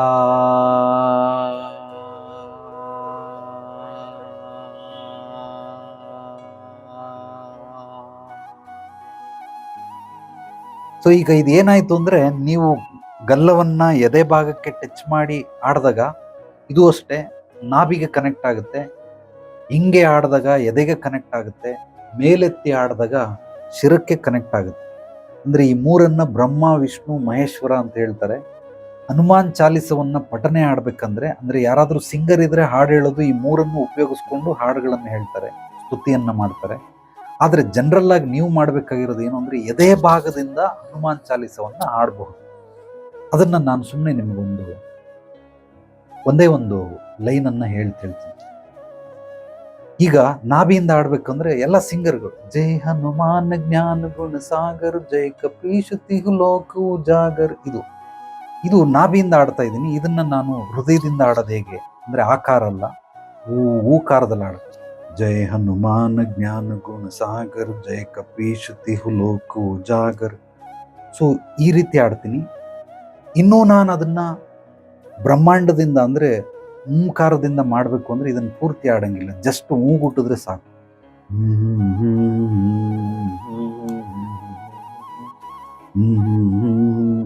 ಈ ರೀತಿ ಮೂಗುಟ್ಟೋದ್ರಿಂದ ತಲೆಲಾಡ್ತೀರಿ. ಒಂದು 100 ರೀತಿ ಬೇರೆ ಬೇರೆ ರಾಗಗಳಲ್ಲಿ ಇರುವಂಥದ್ದು ಹನುಮಾನ್ ಚಾಲಿಸ ಇರುತ್ತೆ. ತುಂಬಾ ಸ್ಪೀಡ್ ಆಗಿದೆ, ವಿಳಂಬವಾಗಿದೆ, ಮಧ್ಯಮ ಅಂತರದಲ್ಲಿ ಮಾಡಿಸಿದ್ದಾರೆ, ಒಬ್ಬೊಬ್ಬರು ಒಂದೊಂದು ರಾಗಗಳನ್ನು ಉಪಯೋಗಿಸಿ ಮಾಡಿದ್ದಾರೆ. ಬಟ್ ನಾನು ಅಧ್ಯಯನ ಮಾಡಿರುವಂತಹ ಒಂದು ರಾಗ, ಸೊ ಉದಿತ್ ನಾರಾಯಣ್ ಹಾಡಿರುವಂತಹ ಈ ಹನುಮಾನ್ ಚಾಲಿಸ ಅತ್ಯದ್ಭುತವಾಗಿದೆ. ಅದರ ಒಂದು ಮಹತ್ವವನ್ನು ನಿಮ್ಗೆ ತಿಳಿಸ್ತೀನಿ. ಅದಕ್ಕೆ ನೀವೇನಾದರೂ ಅದರ ಜೊತೆಗೆ ಅದನ್ನು ಪ್ಲೇ ಮಾಡಿ, ನೀವು ಎದೆಯ ಭಾಗದಿಂದ ಅಂದರೆ ಆಕಾರದಲ್ಲ ಊಕಾರದಲ್ಲಿ ಹನುಮಾನ್ ಚಾಲಿಸವನ್ನು ಪಠನೆ ಮಾಡೋದ್ರಿಂದ ನಿಮಗೆ ಮೂಲವಾಗಿ ಹೃದಯಕ್ಕೆ ಸಂಬಂಧಪಟ್ಟಂತಹ ಕಾಯಿಲೆಗಳು ವಾಸಿಯಾಗುತ್ತೆ. ಹೃದಯದಲ್ಲಿರುವಂಥ ಬ್ಲಾಕೇಜ್ಗಳು ಏನಾದರೂ ಇದ್ದರೆ ಎಲ್ಲ ರಿಮೂವ್ ಆಗುತ್ತೆ. ಗಂಟಲು ಇದು ಕೂಡ ನಿಮಗೆ ಸರೋಗುತ್ತೆ. ಗಂಟಲು ಅಂದರೆ ಈ ಮೂಗು, ನಾಸಿಕ, ಇಲ್ಲಿಂದ ಗಂಟ್ಲಿಗೆ ಎದೆಯ ಭಾಗ ಶ್ವಾಸಕೋಶದವರೆಗೂ ಕೂಡ ಹರಡ್ಕೊಂಡಿರುತ್ತೆ. ಈ ಎಲ್ಲ ಭಾಗಗಳಿರೋಂಥ ಕಂಪ್ಲೀಟ್ ಬ್ಲಾಕೇಜಸ್ಗಳು ರಿಮೂವ್ ಆಗುತ್ತೆ. ಥೈರಾಯ್ಡನ್ನು ಹನುಮಾನ್ ಚಾಲಿಸ ಹೇಳಿ 108 ದಿವಸ ಹೇಳಿ ಥೈರಾಯ್ಡ್ ವಾಸಿ ಮಾಡ್ಕೊಂಡಂಥವ್ರು ಸಾಕಷ್ಟು ಜನ. ಥೈರಾಯ್ಡ್ ಅಂದರೆ ಗಂಟ್ಲಿಗೆ ಸಂಬಂಧಪಟ್ಟಿದ್ದು. ಈ ರೀತಿ ನಾನು ಹೇಳೋ ರೀತಿಯಲ್ಲಿ ಮಾಡಿದಾಗ, ಅಂದರೆ ಹೃದಯದಿಂದ ನೀವು ಹನುಮಾನ್ ಚಾಲಿಸವನ್ನು ಪಠನೆ ಮಾಡಿದಾಗ ಖಂಡಿತವಾಗಲೂ ಹೃದಯದ ಎಲ್ಲ ಸಂಬಂಧಿ ಕಾಯಿಲೆಗಳು ಅತ್ಯದ್ಭುತವಾಗಿ ವಾಸಿ ಆಗ್ತವೆ. ಯಾರು ಇದನ್ನು ಮಾಡಂಗಿಲ್ಲ ಅಂದರೆ, ಯಾರಿಗಾದ್ರೂ ಓಪನ್ ಹಾರ್ಟ್ ಸರ್ಜರಿ ಆದರೆ ಅವ್ರು ಮಾಡಂಗಿಲ್ಲ, ಅವರು ನಾಭಿಯಿಂದ ಹೇಳಿದ್ರೆ ಸಾಕು. ಬಟ್ ಬಾಕಿ ಎಲ್ಲರೂ ಕೂಡ ಮಾಡಬಹುದು, ಏನೂ ತೊಂದರೆ ಇಲ್ಲ, ಅದ್ಭುತವಾಗಿ ಆಡ್ಕೊಳ್ಬಹುದು. ನಾನು 3 ಕೂಡ ಅಭ್ಯಾಸ ಮಾಡಿದ್ದೀನಿ. ಹನುಮಾನ್ ಚಾಲಿಸ 3 ಕೂಡ ನಿರಂತರವಾಗಿ 108 ಅಂದರೆ ನಾಭಿಯಿಂದ 108, ಎದೆಯ ಭಾಗದಿಂದ 108, ತಲೆಯಿಂದ 108 ದಿನಗಳು. ಇಷ್ಟು 3 ಮಹಾಮಂಡಲವನ್ನು ಕಂಪ್ಲೀಟ್ ಮಾಡಿದ್ದೀನಿ. ಆದ್ದರಿಂದ ನಾನು ನಿಮಗೆ ಎಲ್ಲವನ್ನ ಹೇಳ್ತಾ ಇದ್ದೀನಿ, ಯಾವ್ಯಾವ ರೀತಿ ರಿಸಲ್ಟ್ ಬರ್ತದೆ ಅನ್ನೋದನ್ನ ಹೇಳ್ತೀನಿ. ಸಾಕಷ್ಟು ಕಾಯಿಲೆಗಳಿಗೆ ಈ ಹನುಮಾನ್ ಚಾಲಿಸ ರಾಮಬಾಣ, ಅದನ್ನು ನೆಕ್ಸ್ಟ್ ಬರ್ತೀನಿ. ಮೊದಲು ಈ ಆಕಾರ, ಉಕಾರ, ಮಕಾರ ಈ 3ರಲ್ಲಿ ವ್ಯತ್ಯಾಸಗಳನ್ನು ತಿಳ್ಕೊಳ್ಳಿ. ನಿಜವಾಗ್ಲೂ ನೀವು ಓಂಕಾರ ಹೇಳಿದಾಗ ಅಂತಂದಾಗ ಹೊಟ್ಟೆಯ ಭಾಗದಲ್ಲಿರುವಂತಹ ಎಷ್ಟೊಂದು ಸಮಸ್ಯೆಗಳು ಅತ್ಯದ್ಭುತವಾಗಿ ವಿತೌಟ್ ಮೆಡಿಸನ್ ಎಲ್ಲ ಕಾಯಿಲೆಗಳು ವಾಸಿಯಾಗ್ತವೆ, ಹೀಲ್ ಆಗ್ತವೆ. ಇದನ್ನ ನೀವು ಮಾಡ್ಕೊಳ್ಬಹುದು. ಇದನ್ನ ಮಾಡುವಂಥದ್ದು ಏನು ಅಂತಂದ್ರೆ, ನಿರಂತರವಾಗಿ ಬೇಕಾದರೂ ಮಾಡಿ, ಆದರೂ ರಿಸಲ್ಟ್ ಕೊಡೋದಕ್ಕೆ, ಫಲಿತಾಂಶ ನೀಡೋದಕ್ಕೆ 108 ದಿವಸ ನಿರಂತರವಾಗಿ ಮಾಡಬೇಕು. ಇನ್ನ ಹೂ ಅಂತ ಹೇಳ್ತಿರಲ್ಲ, ಇದನ್ನ 3 ಕೂಡ ಪ್ರತಿ ದಿವಸ 21 ಬಾರಿ ನೀವು ಹೇಳ್ತಾ ಬಂದ್ರೆ 108 ದಿವಸ ಅತ್ಯದ್ಭುತವಾದ ಫಲಿತಾಂಶವನ್ನು ಕಂಡುಕೊಳ್ತೀರಾ. ಸಾಧ್ಯವಾದಷ್ಟು ನೇಚರಲ್ ಮಾಡಿ, ಅಂದರೆ ಬೆಟ್ಟ, ಗುಡ್ಡ, ಕಾಡು, ಮೇಡು, ನದಿ ತೀರ, ಸಮುದ್ರ ತೀರ, ಇಲ್ಲ ಕೆರೆ ತೀರ, ಬಾವಿ, ಮರದ ಕೆಳಗಡೆ ಈ ರೀತಿ ಕುಂತ್ಕೊಂಡು ಹಾಡಿದಾಗ ಅದರದ್ದು ಅತ್ಯದ್ಭುತವಾದ ಫಲಿತಾಂಶ ಬರುತ್ತೆ. ಇಲ್ಲ ನನಗೆ ಹೋಗೋದಕ್ಕೆ ಸಮಯ ಇಲ್ಲ, ನಮಗೆ ಪರಿಸ್ಥಿತಿಗಳು ಆ ರೀತಿ ಇಲ್ಲ ಅಂದ್ಕೊಂಡಾಗ ಮನೆಯಲ್ಲೇ ಬೇಕಾದರೆ ನೀವು ಹೇಳ್ಬೋದು, ಆದರೆ ಕಿಟಕಿ ಬಾಗಿಲುಗಳನ್ನು ತೆರೆದಿರಬೇಕು. ತೆರೆದಿದ್ದು ನೀವು ಹೇಳಿದ್ರೆ ಅದ್ರ ಫಲಿತಾಂಶ ಹೆಚ್ಚು. ತೆರೆದೇನೆ ಹೇಳಿದ್ರೆ ನೀವು ಹೇಳಿ ಏನು ಪ್ರಯೋಜನ ಇಲ್ಲ, ಇನ್ನೊಂದಷ್ಟು ಸಮಸ್ಯೆಗಳಿಗೆ ಅದು ದಾರಿ ಮಾಡಿಕೊಡ್ತದೆ. ಆದ್ದರಿಂದ ಆ ರೀತಿ ಮಾಡೋಕ್ಕೆ ಹೋಗ್ಬೇಡಿ. ಸೊ ಇಷ್ಟು ಮಾಡಿದ್ರೆ ಸಾಕು. ನೀವು ಬೇಕಾದ್ರೆ ಮನೆ ಮೇಲ್ಗಡೆ ಟೆರೆಸ್ ಇದ್ರೆ ಟೆರೆಸ್ ಮೇಲೆ ಕುತ್ಕೊಂಡು ಮಾಡ್ಬೋದು. ಸೊ ಇದು ಈ ರೀತಿ ಎದೆ ಭಾಗದಲ್ಲಿ ಹನುಮಾನ್ ಚಾಲಿಸವನ್ನ ನಾವು ಪಠನೆ ಮಾಡಿದಾಗ ಅತ್ಯದ್ಭುತವಾದ ರಿಸಲ್ಟ್ ಕೊಡುತ್ತೆ. ನನ್ನ ಒಂದು ವೈಯಕ್ತಿಕ ಅಭಿಪ್ರಾಯ, ನಾನು ಹನುಮಾನ್ ಚಾಲಿಸವನ್ನ ಪಠನೆ ಮಾಡೋದು ಅದೇ ರೀತಿ ಪ್ರತಿನಿತ್ಯ ನಾನು ಮಾಡ್ತೀನಿ. ಶನಿವಾರ ವಿಶೇಷವಾಗಿ 21 ಬಾರಿ, ಇವತ್ತು ಶನಿವಾರ ಆಗಿರೋದ್ರಿಂದ ಹನುಮಾನ್ ಚಾಲಿಸವನ್ನ ಹೇಳೋದಕ್ಕೆ ಬರೆಸ್ತೀನಿ. ಪ್ರತಿ ದಿವಸ ಆಡ್ತೀನಿ, ಬಟ್ ಶನಿವಾರ ಮತ್ತು ಮಂಗಳವಾರ ಅದರ ವಿಶೇಷ ದಿನ. ಪ್ರತಿ ಶನಿವಾರ ನೀವು ಮಾಡಬಹುದು. 21 ಸಲ, 48 ಸಲ, 108 ಸಲ ಕೂಡ ನೀವು ಶನಿವಾರ ಮಾಡ್ಕೊಳ್ಬಹುದು. 108 ದಿವಸ ಒಂದು ದಿವಸ ಎಲ್ಲ ಹಿಡಿಬೇಕಾಗುತ್ತೆ. ಕೆಲವರು ಉಪವಾಸ ಇದ್ದು ಮಾಡ್ಬೋದು, ಅಥವಾ ಕೆಲವೊಂದು ದ್ರವ ರೂಪದಲ್ಲಿ ಸೇವನೆ ಮಾಡಿ ಕೂಡ ಮಾಡಬಹುದು. ಹಣ್ಣು ಹಂಪಲುಗಳನ್ನು ಕೂಡ ತಿನ್ಬೋದು. ಅಂದರೆ ನಿರಂತರವಾಗಿ ಮಾಡಬೇಕು ಅಂತೇನಿಲ್ಲ, ಬ್ರೇಕ್ ಕೊಟ್ಟು ನೀವು 108 ಮಾಡಬಹುದು. ಅದೊಂದು ಹನುಮಾನ್ ಚಾಲಿಸ ಲೈವ್ ಕ್ಲಾಸನ್ನು ಮಾಡ್ತೀನಿ, ಆಗ ನೀವು ಬರಬಹುದು. ಏನಕ್ಕೆ ಎತ್ತ ಅನ್ನೋದನ್ನು ನಿಮಗೆ ತಿಳಿಸ್ತೀನಿ. ಆದರೆ ಸದ್ಯಕ್ಕೆ ಇವತ್ತು ಹನುಮಾನ್ ಚಾಲಿಸದ ಬಗ್ಗೆ ಕೆಲವೊಂದು ಮಹತ್ವಗಳನ್ನು ತಿಳಿಸ್ತಾ ಇದ್ದೀನಿ. ಹಾಡುವಂತಹ ರೀತಿ ನೀತಿ ಅನುಸರಣೆ. ಹನುಮಾನ್ ಚಾಲಿಸ ಎಲ್ಲ ಒಂದು ಅತ್ಯದ್ಭುತವಾದಂತಹ ನಮ್ಮ ಸನಾತನ ಧರ್ಮದಲ್ಲಿ ಇರುವಂತಹ ಎಷ್ಟೊಂದು ಮಂತ್ರಗಳಿದ್ದಾವೆ. ಇದು ಮಂತ್ರ ಅಲ್ಲ, ಸ್ತೋತ್ರ ಅಂತ ಬೇಕಾದ್ರೆ ನೀವು ಕರ್ಕೊಳ್ಬೋದು. ಇದು ಮಂತ್ರ ಅಲ್ಲ, ಆದರೆ ಮಂತ್ರಕ್ಕಿಂತನೂ ಅತ್ಯದ್ಭುತವಾಗಿ ಕೆಲಸ ಮಾಡುವಂಥದ್ದು, ಮಂತ್ರಕ್ಕಿಂತನೂ ಅತ್ಯದ್ಭುತವಾಗಿ ಫಲಿತಾಂಶ ನೀಡುವಂತಹ ಪರಿಣಾಮಕಾರಿ, ಬದುಕನ್ನು ರೂಪಾಂತರಣಗೊಳಿಸಬಲ್ಲಂತಹ ಶಕ್ತಿ ಚೈತನ್ಯ ಹನುಮಾನ್ ಚಾಲಿಸಕ್ಕಿದೆ. ಇದನ್ನು ನೀವು ಎಷ್ಟು ಸಲ ಪಠನೆ ಮಾಡ್ತಾ ಇರ್ತೀರ ದಿನನಿತ್ಯ ನಿಮ್ಮ ಜೀವನದಲ್ಲಿ, ಇವತ್ತೇ ಕಲ್ತ್ಕೊಂಡಿರೋರು ಅಥವಾ ಇವತ್ತೇ ತಿಳ್ಕೊಂಡಿರೋರು ಇದನ್ನು ಶುರು ಮಾಡಿದ್ರೆ ನಿಮಗೆ ನಿಜವಾಗ್ಲೂ ಆಡ್ತಾ ಬದುಕಲ್ಲಿ ಸಾಕಷ್ಟು ಸಮಸ್ಯೆಗಳು, ಕಷ್ಟಗಳು, ತೊಂದರೆಗಳು, ಕುಂದುಕೊರತೆಗಳು, ಅಡೆತಡೆಗಳು, ರೋಗಗಳು, ಕಾಯಿಲೆಗಳು, ಸೊ ನಿಮಗೆ ಎಲ್ಲ ರೀತಿಯ ಒಂದು negative energy, negative blockages, negative entities, negative vibration ಇದೆಲ್ಲ ಏನಿದೆ, ಇದು ನಿಮ್ಮಿಂದ, ನಿಮ್ಮ ಜೀವನದಿಂದ, ನಿಮ್ಮ ಮನೆಯಿಂದ ದೂರ ಸರಿತಾ ಹೋಗ್ತಾರೆ. ನಿಧಾನವಾಗಿ ಎಲ್ಲವೂ ಕೂಡ ನಿಮ್ಮನ್ನಿಂದ ಬಹಳ ದೂರ ಹೋಗ್ಬಿಡುತ್ತೆ ನೆಗೆಟಿವ್. ಸೊ ಇದು ಮೂಲವಾಗಿ ಹನುಮಾನ್ ಚಾಲಿಸ ರಕ್ಷಣೆಯನ್ನು ನೀಡುತ್ತೆ, ನಿಮಗೆ ಆತ್ಮವಿಶ್ವಾಸವನ್ನು ಮೂಡಿಸುತ್ತೆ, ನಿಮ್ಮ ಆತ್ಮಬಲವನ್ನು ಹೆಚ್ಚಿಸುತ್ತೆ, ಕಾನ್ಸಂಟ್ರೇಷನ್ ಪವರ್ ಹೆಚ್ಚಾಗುತ್ತೆ, ನಿಮ್ಮ ವಿಲ್ ಪವರ್ ಹೆಚ್ಚಾಗುತ್ತೆ. ಅದನ್ನು ಸರಿಯಾದ ರೀತಿಯಲ್ಲಿ ನೀವು ಬಳಕೆ ಮಾಡಿಕೊಂಡಾಗ ಅತ್ಯದ್ಭುತವಾದ ಆ ರೀತಿ ನಿಯಮಗಳನ್ನು ತಿಳ್ಕೊಂಡು ಅದರ ಪ್ರಕಾರವಾಗಿ, ಇಲ್ಲಿ ನಿಮಗೆ ರಹಸ್ಯ ಏನು ಅಂತಂದರೆ ಕನ್ಸಿಸ್ಟೆನ್ಸಿ. ಯಾರು ನಿರಂತರತೆಯನ್ನು ಯಾವುದೇ ಕಲೆಗಳಲ್ಲಿ, ವಿದ್ಯೆಗಳಲ್ಲಿ ಅಥವಾ ಪೂಜೆ ಪುನಸ್ಕಾರಗಳಲ್ಲಿ ಸೊ ನಿಮ್ಮ ನಿರಂತರತೆಯನ್ನು ಅಳವಡಿಸ್ಕೊಂಡಿರ್ತೀರ, ಇವರೆಲ್ಲರೂ ಕೂಡ ಸಕ್ಸಸ್ಫುಲ್ ಪರ್ಸನ್ಗೆ. ನಿರಂತರತೆ ಅದನ್ನು ಒಂದು ಡೋಸ್ ಅಂತಿರುತ್ತೆ, ಅದನ್ನು ಕಂಪ್ಲೀಟ್ ಮಾಡಬೇಕು. ಈಗ ಮನೆ ಕಟ್ಟಕ್ಕೆ ಎಷ್ಟು ದಿವಸ ಸಮಯ ಬೇಕು? 1 ವರ್ಷ ಅಂತ ಇಟ್ಕೊಳ್ಳಿ. ಒಂದು ಒಳ್ಳೆ ದೊಡ್ಡ ಬಂಗ್ಲೆ ಕಟ್ಟಬೇಕಂದ್ರೆ 1 ವರ್ಷ ಸಮಯ ಬೇಕು. ನಿರಂತರವಾಗಿ ಮಾಡಿದ್ರೆ 1 ವರ್ಷದಲ್ಲಿ ಮುಗಿದೋಗುತ್ತೆ. ಅದೇ ನಾವು ಗ್ಯಾಪ್ ಕೊಟ್ಟು ಮಾಡಿದ್ರೆ 2 ವರ್ಷ, 3 ವರ್ಷ, ಕೆಲವರು 10-15 ವರ್ಷಗಳಾದರೂ ಮನೆ ಕಟ್ಟಕ್ಕೆ ಆಗೋದಿರಲ್ಲ. ಅದೇ ರೀತಿ ಒಂದು ಪ್ರಾಜೆಕ್ಟ್ ಅಂತ ಕೈಗೆ ತಗೊಂಡ್ಮೇಲೆ ಅದನ್ನು ಕಂಪ್ಲೀಟ್ ಮಾಡಬೇಕು. ನೀವು ಮದುವೆ ಅಂತ ಮಾಡ್ತೀರಾ, ಮದುವೆ ಗಂಡು ಹೆಣ್ಣು ಒಪ್ಪುಗೊಂಡಾಗ್ಲಿಂದ ಮದುವೆ ಮಾಡಿ ಮುಗಿಸೋವರೆಗೂ ಒಂದಷ್ಟು ಸಮಯ ಹಿಡಿಯುತ್ತೆ, 6 ತಿಂಗಳು, 3 ತಿಂಗಳು. ಸೊ ಊಟ ನೀವು ಮದುವೆ ಆದಮೇಲೆ ಮಾಡ್ತೀರಾ, ಅಡುಗೆನ ಚೌಲ್ಟ್ರಿ ಮದುವೆ ಆದಮೇಲೆ ಬುಕ್ ಮಾಡ್ತೀರಾ, ವಾಲ್ಗದವ್ರನ್ನ ನೀವು ಅವಾಗಲೇ ಬುಕ್ ಮಾಡ್ತೀರಾ? ಖಂಡಿತವಾಗ್ಲೇ ಇಲ್ಲ, ಎಲ್ಲ ಮುಂಚಿತವಾಗೇ ಮಾಡ್ಕೊಂಡಿರ್ತೀರ. ಮದುವೆ ಆಯಿತು ಅಂದರೆ ಆ ಕೆಲಸ ಮುಗೀತು ಅಂದರೆ ಒಂದು ಪ್ರಾಜೆಕ್ಟ್ನ ಕಂಪ್ಲೀಟ್ ಮಾಡಬೇಕಾದ್ರೆ ನಿರಂತರತೆ ಬಹಳ ಬಹಳ ಮುಖ್ಯ. ಅದೇ ರೀತಿ ಹನುಮಾನ್ ಚಾಲಿಸವನ್ನು ಆಡಬೇಕಾದ್ರೆ ಬ್ರೇಕ್ ಕೊಡಿ, ಪರವಾಗಿಲ್ಲ. 21 ದಿವಸ ಹೇಳಿ, 48 ದಿವಸ ಹೇಳಿ, 108 ದಿವಸ ನೀವು ನಿರಂತರವಾಗಿ ಇದನ್ನು ಮಾಡಬಹುದು. ನೀವು ಮನೇಲೇ ಮಾಡಬಹುದು, ಒಬ್ಬರೇ ಮಾಡಬಹುದು, ಎಲ್ಲರೂ ಒಟ್ಟಿಗೆ ಇದ್ದಾಗಲೇ ಮಾಡಬೇಕು ಅಂತಿಲ್ಲ. ಒಟ್ಟಿಗೆ ಇದ್ದಾಗಲೂ ಮಾಡಿದ್ರೆ ಇನ್ನೂ ಅದ್ಭುತ. ಬಟ್ ಆ ವ್ಯವಸ್ಥೆಗಳಿಲ್ಲ, ನಾನು ಇದನ್ನು ಶುರು ಮಾಡಿಬಿಡ್ತೀನಿ ಈಗ ಅಂತಂದರೆ ನೀವು ಮನೇಲಿ ಕೂಡ ಮಾಡ್ಕೊಳ್ಬೋದು. ಬಟ್ ಮಾಡೋದ್ರಿಂದ ಎಂಥ ನಿಮಗೆ ದೈವಶಕ್ತಿ ಒಲಿಯುತ್ತೆ ಅಂತಂದರೆ ಯಾಕೆ ಒಲಿಯುತ್ತೆ ಅಂತಂದರೆ ಹನುಮಾನ್ ಚಾಲಿಸದಲ್ಲಿ ಒಂದು ವೈಬ್ರೇಷನ್ ಉಂಟಾಗುತ್ತೆ. ಅಂದರೆ ನಿಮಗೆ ಕೆಲವೊಂದು ವೈಜ್ಞಾನಿಕವಾದ ಉತ್ತರಗಳನ್ನು ನೀಡಿ ಆನಂತರ ನಿಮಗೆ ಈ ಹನುಮಾನ್ ಚಾಲಿಸದ ಆಚರಣೆಯನ್ನು ತಿಳಿಸ್ತೀನಿ. ಒಬ್ಬ ವಿಜ್ಞಾನಿ, ಆತ ಏನೋ ಒಂದು ಪ್ರಾಜೆಕ್ಟ್ ಕೊಟ್ಟಿರ್ತಾರೆ, ಅವನು ಕಂಡಿಡಿಬೇಕು ಅಂತ. ಬಟ್ ಅವನು ಕಂಡಿಡಿಯೋಕೆ ಆಗಲ್ಲ. 6 ತಿಂಗಳು ಸಮಯ, 5 ತಿಂಗಳು ಕಳೆದೋಗ್ಬಿಟ್ಟಿದ್ದು, ಒಂದೇ ತಿಂಗಳಿರೋದು. ಅವನನ್ನು ಸಾಕ್ತಾ ಇರ್ತಾರೆ, ಅವನಿಗೆ ದುಡ್ಡು ಏನೇನು ಬೇಕೆಲ್ಲ ಕೊಟ್ಟುಬಿಟ್ಟು. ಬಟ್ ಅವನು ಏನು ಕಂಡಿಡಿಯಲ್ಲ, ಯಾಕೆಂದ್ರೆ ತಲೆನೇ ಓಡಲ್ಲ ಅವನಿಗೆ. ಎಲ್ಲಿಂದ ಕಂಡಿಡಿತಾನೆ? ಕೊನೆಗೆ ಯಾವುದೋ ಒಂದು ವಿದೇಶದಲ್ಲಿ ಬೆಟ್ಟದ ಮೇಲೆ ಹನುಮಾನ್ ಚಾಲೀಸ್ ಹಾಕಿರ್ತಾರೆ. ಆತನಿಗೆ ಬಹಳ ಇಂಪನ್ಸುತ್ತದು. ಆತ ಹೋಗಿ ದೇವಸ್ಥಾನದಲ್ಲಿ ಹೋಗಿ ಕೇಳ್ತಾನೆ, ಏನಿದು ಅಂತ. ಹನುಮಾನ್ ಚಾಲೀಸ ಇದು ಅಂತ ಹೇಳ್ತಾರೆ. ಹಂಗಂದ್ರೆ ಏನು ಅಂತ ಕೇಳಿದಾಗ ಪೂಜಾರರು ಬೇಸಿಕ್ ಮಾಹಿತಿಗಳನ್ನು ಕೊಡ್ತಾರೆ. ಬಹಳ ಚೆನ್ನಾಗಿದೆ, ನಾನು ಕೇಳ್ಬೋದಾ ಇದನ್ನ ಅಂತ. ಧಾರಾಳವಾಗಿ ಕೇಳಿ ಅಂತ ಅಂದ್ಬಿಟ್ಟು ಆ ಲಿಂಕನ್ನು ಕೊಡ್ತಾರೆ, ಸಿಡಿಗೆ ಹಾಕ್ಕೊಡ್ತಾರೆ. ಈತ ಬಂದು ಬೆಳಿಗ್ಗೆ ಪ್ಲೇ ಮಾಡಿದ್ರೆ 24 ಗಂಟೆ 24x7 ಓಡ್ತಾನೇ ಇರುತ್ತೆ. ಆತ 5 ತಿಂಗಳಲ್ಲಿ ಮಾಡದೇ ಇರೋಂಥದ್ದನ್ನು ಒಂದೇ ತಿಂಗಳಲ್ಲಿ ಮಾಡಿ ಮುಗಿಸ್ಬಿಡ್ತಾನೆ. ಹೇಗಾಯ್ತು ಇದು ಅಂತಂದ್ರೆ, ಹನುಮಾನ್ ಚಾಲಿಸ ಕೇಳೋದ್ರಿಂದ ಆತನಿಗೆ ನಯಾ ಪೈಸದ ಐಡಿಯಾ ಇಲ್ಲ ಅದ್ರ ಬಗ್ಗೆ, ಹನುಮಾನ್ ಚಾಲಿಸದ ಬಗ್ಗೆ. ಬಟ್ ಅದು ಯಾವುದೋ ಒಂದು ರಾಗ ಆತನನ್ನು ತಂಪು ಮಾಡಿತು.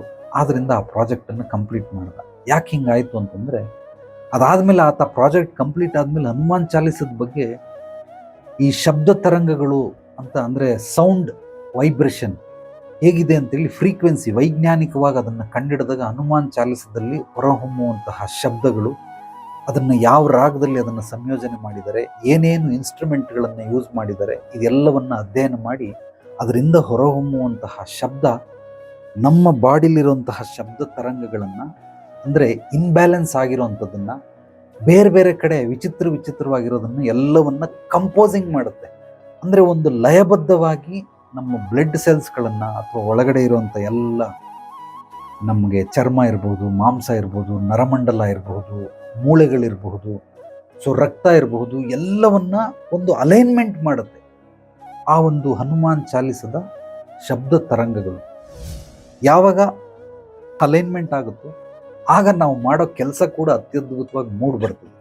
ಯಾವಾಗ ನಮಗೆ ಕೆಲಸಗಳು ಫೇಲ್ಯೂರ್ ಆಗುತ್ತೆ ಅಂದರೆ ಆ ಅಲೈನ್ಮೆಂಟ್ ಇರಲ್ಲ ನಮ್ಮಲ್ಲಿ, ಇಲ್ಲದೇ ಇರೋದ್ರಿಂದ ನಮಗೆ ಕೆಲಸಗಳು ಫೇಲ್ಯೂರ್ ಆಗುತ್ತೆ. ಆದ್ರಿಂದ ಹನುಮಾನ್ ಚಾಲಿಸವನ್ನು ಕೇಳಿದಾಗ ಆ ಶಬ್ದ ತರಂಗಗಳು ನಮ್ಮ ದೇಹದಲ್ಲಿರುವಂತಹ ಎಲ್ಲ ಪರಮಾಣುಗಳು, ಅಂದರೆ ಸೂಕ್ಷ್ಮ ಜೀವಿಗಳನ್ನು ಅಲೈನ್ ಮಾಡಿದಾಗ ಮೆದುಳಲ್ಲಿ ಒಂದು ಅದ್ಭುತವಾದ ಕ್ರಿಯೇಟಿವಿಟಿ ಮೂಡುತ್ತೆ. ಅಂದರೆ ಸಕಾರಾತ್ಮಕ, ಕ್ರಿಯಾತ್ಮಕ, ಸೃಜನಾತ್ಮಕವಾಗಿ ನಾವು ಚಿಂತನೆಗಳು, ನಮ್ಮ ಕೆಲಸಗಳು ಸಾಕ್ತವೆ. ಆಗ 1 ತಿಂಗಳಲ್ಲಿ ಅವನಿಗೆ ಮಾಡೋದಕ್ಕೆ ಅನುಕೂಲ ಮಾಡಿಕೊಡ್ತು. ಅದಾದ್ಮೇಲೆ ಹನುಮಾನ್ ಚಾಲಿಸದ ಪವರ್ ಏನು ಅಂತೇಳಿ ಜಗತ್ತಿಗೆ ಆತ ತಿಳಿಸ್ತಾ ಹೋದ. ಇದು ಒಂದೇ ಒಂದು ಉದಾಹರಣೆ, ವೈಜ್ಞಾನಿಕವಾಗಿ ನಡೆದಂಥದ್ದು. ಈ ಥರ ಸಾವಿರಾರು ಉದಾಹರಣೆಗಳಿದ್ದಾವೆ. ನಿಜವಾಗ್ಲೂ ಹನುಮಾನ್ ಚಾಲಿಸ ಪಠನೆ ಮಾಡೋದ್ರಿಂದ ಎಕ್ಸ್ಟ್ರಾರ್ಡಿನರಿ ಬೆನಿಫಿಟ್. ಅದನ್ನೆಲ್ಲ ನೀವು ಪಡ್ಕೊಳ್ಬೇಕು ಅಂದರೆ ಮೊದಲು ಅದರ ಸತ್ವ ಮಹತ್ವವನ್ನು ತಿಳ್ಕೊಳ್ಬೇಕು. ಹನುಮಂತನ ಶಕ್ತಿ ಎಷ್ಟಿದೆ ಅಂತ ನಿಮಗೆ ಆಲ್ರೆಡಿ ತಿಳಿಸಿದ್ದೀನಿ. ಇದನ್ನು ಆಚರಣೆ ಮಾಡುವಂತಹ ವಿಧಾನಗಳು, ಮೊದಲು ಇದನ್ನು ನೀವು ಒಂದು ಪೇಪರಲ್ಲಿ ಪ್ರಿಂಟ್ ಹಾಕ್ಸ್ಕೊಳ್ಳಿ. ನಾನು ನಿಮಗೆ ಲಿಂಕ್ ಕಳಿಸ್ತೀನಿ. ಆ ಪ್ರಿಂಟ್ ಹಾಕ್ಸ್ಕೊಂಡು ಅದನ್ನು ಚೆನ್ನಾಗಿ ಓದಿದ್ರೆ ಸಾಕು. ನೀವು ಬಾಯಟ್ ಮಾಡೋದಕ್ಕೆ ಬಹಳ ದಿನ ಬೇಕಾಗುತ್ತೆ. ಹೇಳಿ ಅಭ್ಯಾಸ ಆಗಿದ್ರೆ ಖಂಡಿತವಾಗ್ಲೂ ಬಾಯಟ್ ಮಾಡ್ಬೋದು. ಯಾಕೆಂದರೆ 40 ಚರಣಗಳಿದ್ದಾವೆ, ಚೌಪದಿ ಅಂತ ಕರೀತಾರೆ. ಈ ನಮ್ಮ ಸರ್ವಜ್ಞನ ವಚನಗಳು ತ್ರಿಪದಿಲಿದೆ. ಅದೇ ರೀತಿ ಚೌಪದಿ ಅಂದರೆ 4 ಸಾಲುಗಳಲ್ಲಿ ಇರುವಂಥದ್ದನ್ನು ಚೌಪದಿ ಅಂತಾರೆ. ಈ ರೀತಿ ಹನುಮಾನ್ ಚಾಲಿಸ ಸಂಪೂರ್ಣವಾಗಿ ಜೊತೆಲಿರೋದ್ರಿಂದ, ನಾವು ಪಠನೆ ಮಾಡೋದ್ರಿಂದ 40 ಚರಣಗಳನ್ನು 2 ದೋಹೆ ಅಂತಾರೆ. ದೋಹೆ ಅಂದರೆ ನಿಮಗೆ ಅರ್ಥ ಆಗೋ ರೀತಿಯಲ್ಲಿ ಹೇಳ್ಬೇಕಂದ್ರೆ ವಚನಗಳು ಅಂತ ಬೇಕಾದ್ರೆ ತಿಳ್ಕೊಳ್ಳಿ. ವಚನಗಳನ್ನು ಹಿಂದಿಲಿ ದೋಹೆ ಅಂತ ಕರೀತಾರೆ. ಮೊದಲು ಒಂದು ದೋಹೆ 40 ಚರಣಗಳು, ಆಮೇಲೆ ಮತ್ತೆ ಇನ್ನೊಂದು ದೋಹೆ. ಅದಾದಮೇಲೆ ಜೈಕಾರವನ್ನು ಯಾವಾಗಲೂ ಎಡಗೈಯಿಂದ ನಾವು ಈ ರೀತಿ ಮಾಡಬೇಕು. ಈ ರೀತಿ ಇಟ್ಕೊಂಡು, ಅಂದರೆ ಹೃದಯದಲ್ಲಿ ನಮ್ಮ ನಕಾರಾತ್ಮಕ ಶಕ್ತಿ, ದುಷ್ಟಶಕ್ತಿ, ಋಣಾತ್ಮಕ ಶಕ್ತಿ, ಸೊ ಋಣಾತ್ಮಕ ಕಂಪನಗಳು, ಇದೆಲ್ಲ ನಮ್ಮ ದೇಹವನ್ನು ಬಿಟ್ಟು, ದೇಹ, ಮನಸ್ಸು, ಆತ್ಮ, ಸ್ಥೂಲ ಶರೀರ, ಸೂಕ್ಷ್ಮ ಶರೀರ, ಕಾರಣ ಶರೀರವನ್ನು ಬಿಟ್ಟು, ಸೊ ಕಡೆಯಲ್ಲಿ ಹಿಂಗೆ ಅನ್ಬೇಕು. ಮೇಲೆ ಕೈ ಎತ್ತಬೇಕಾದ್ರೆ ಬೆರಳುಗಳು ಈ ರೀತಿ ಇರಬೇಕು.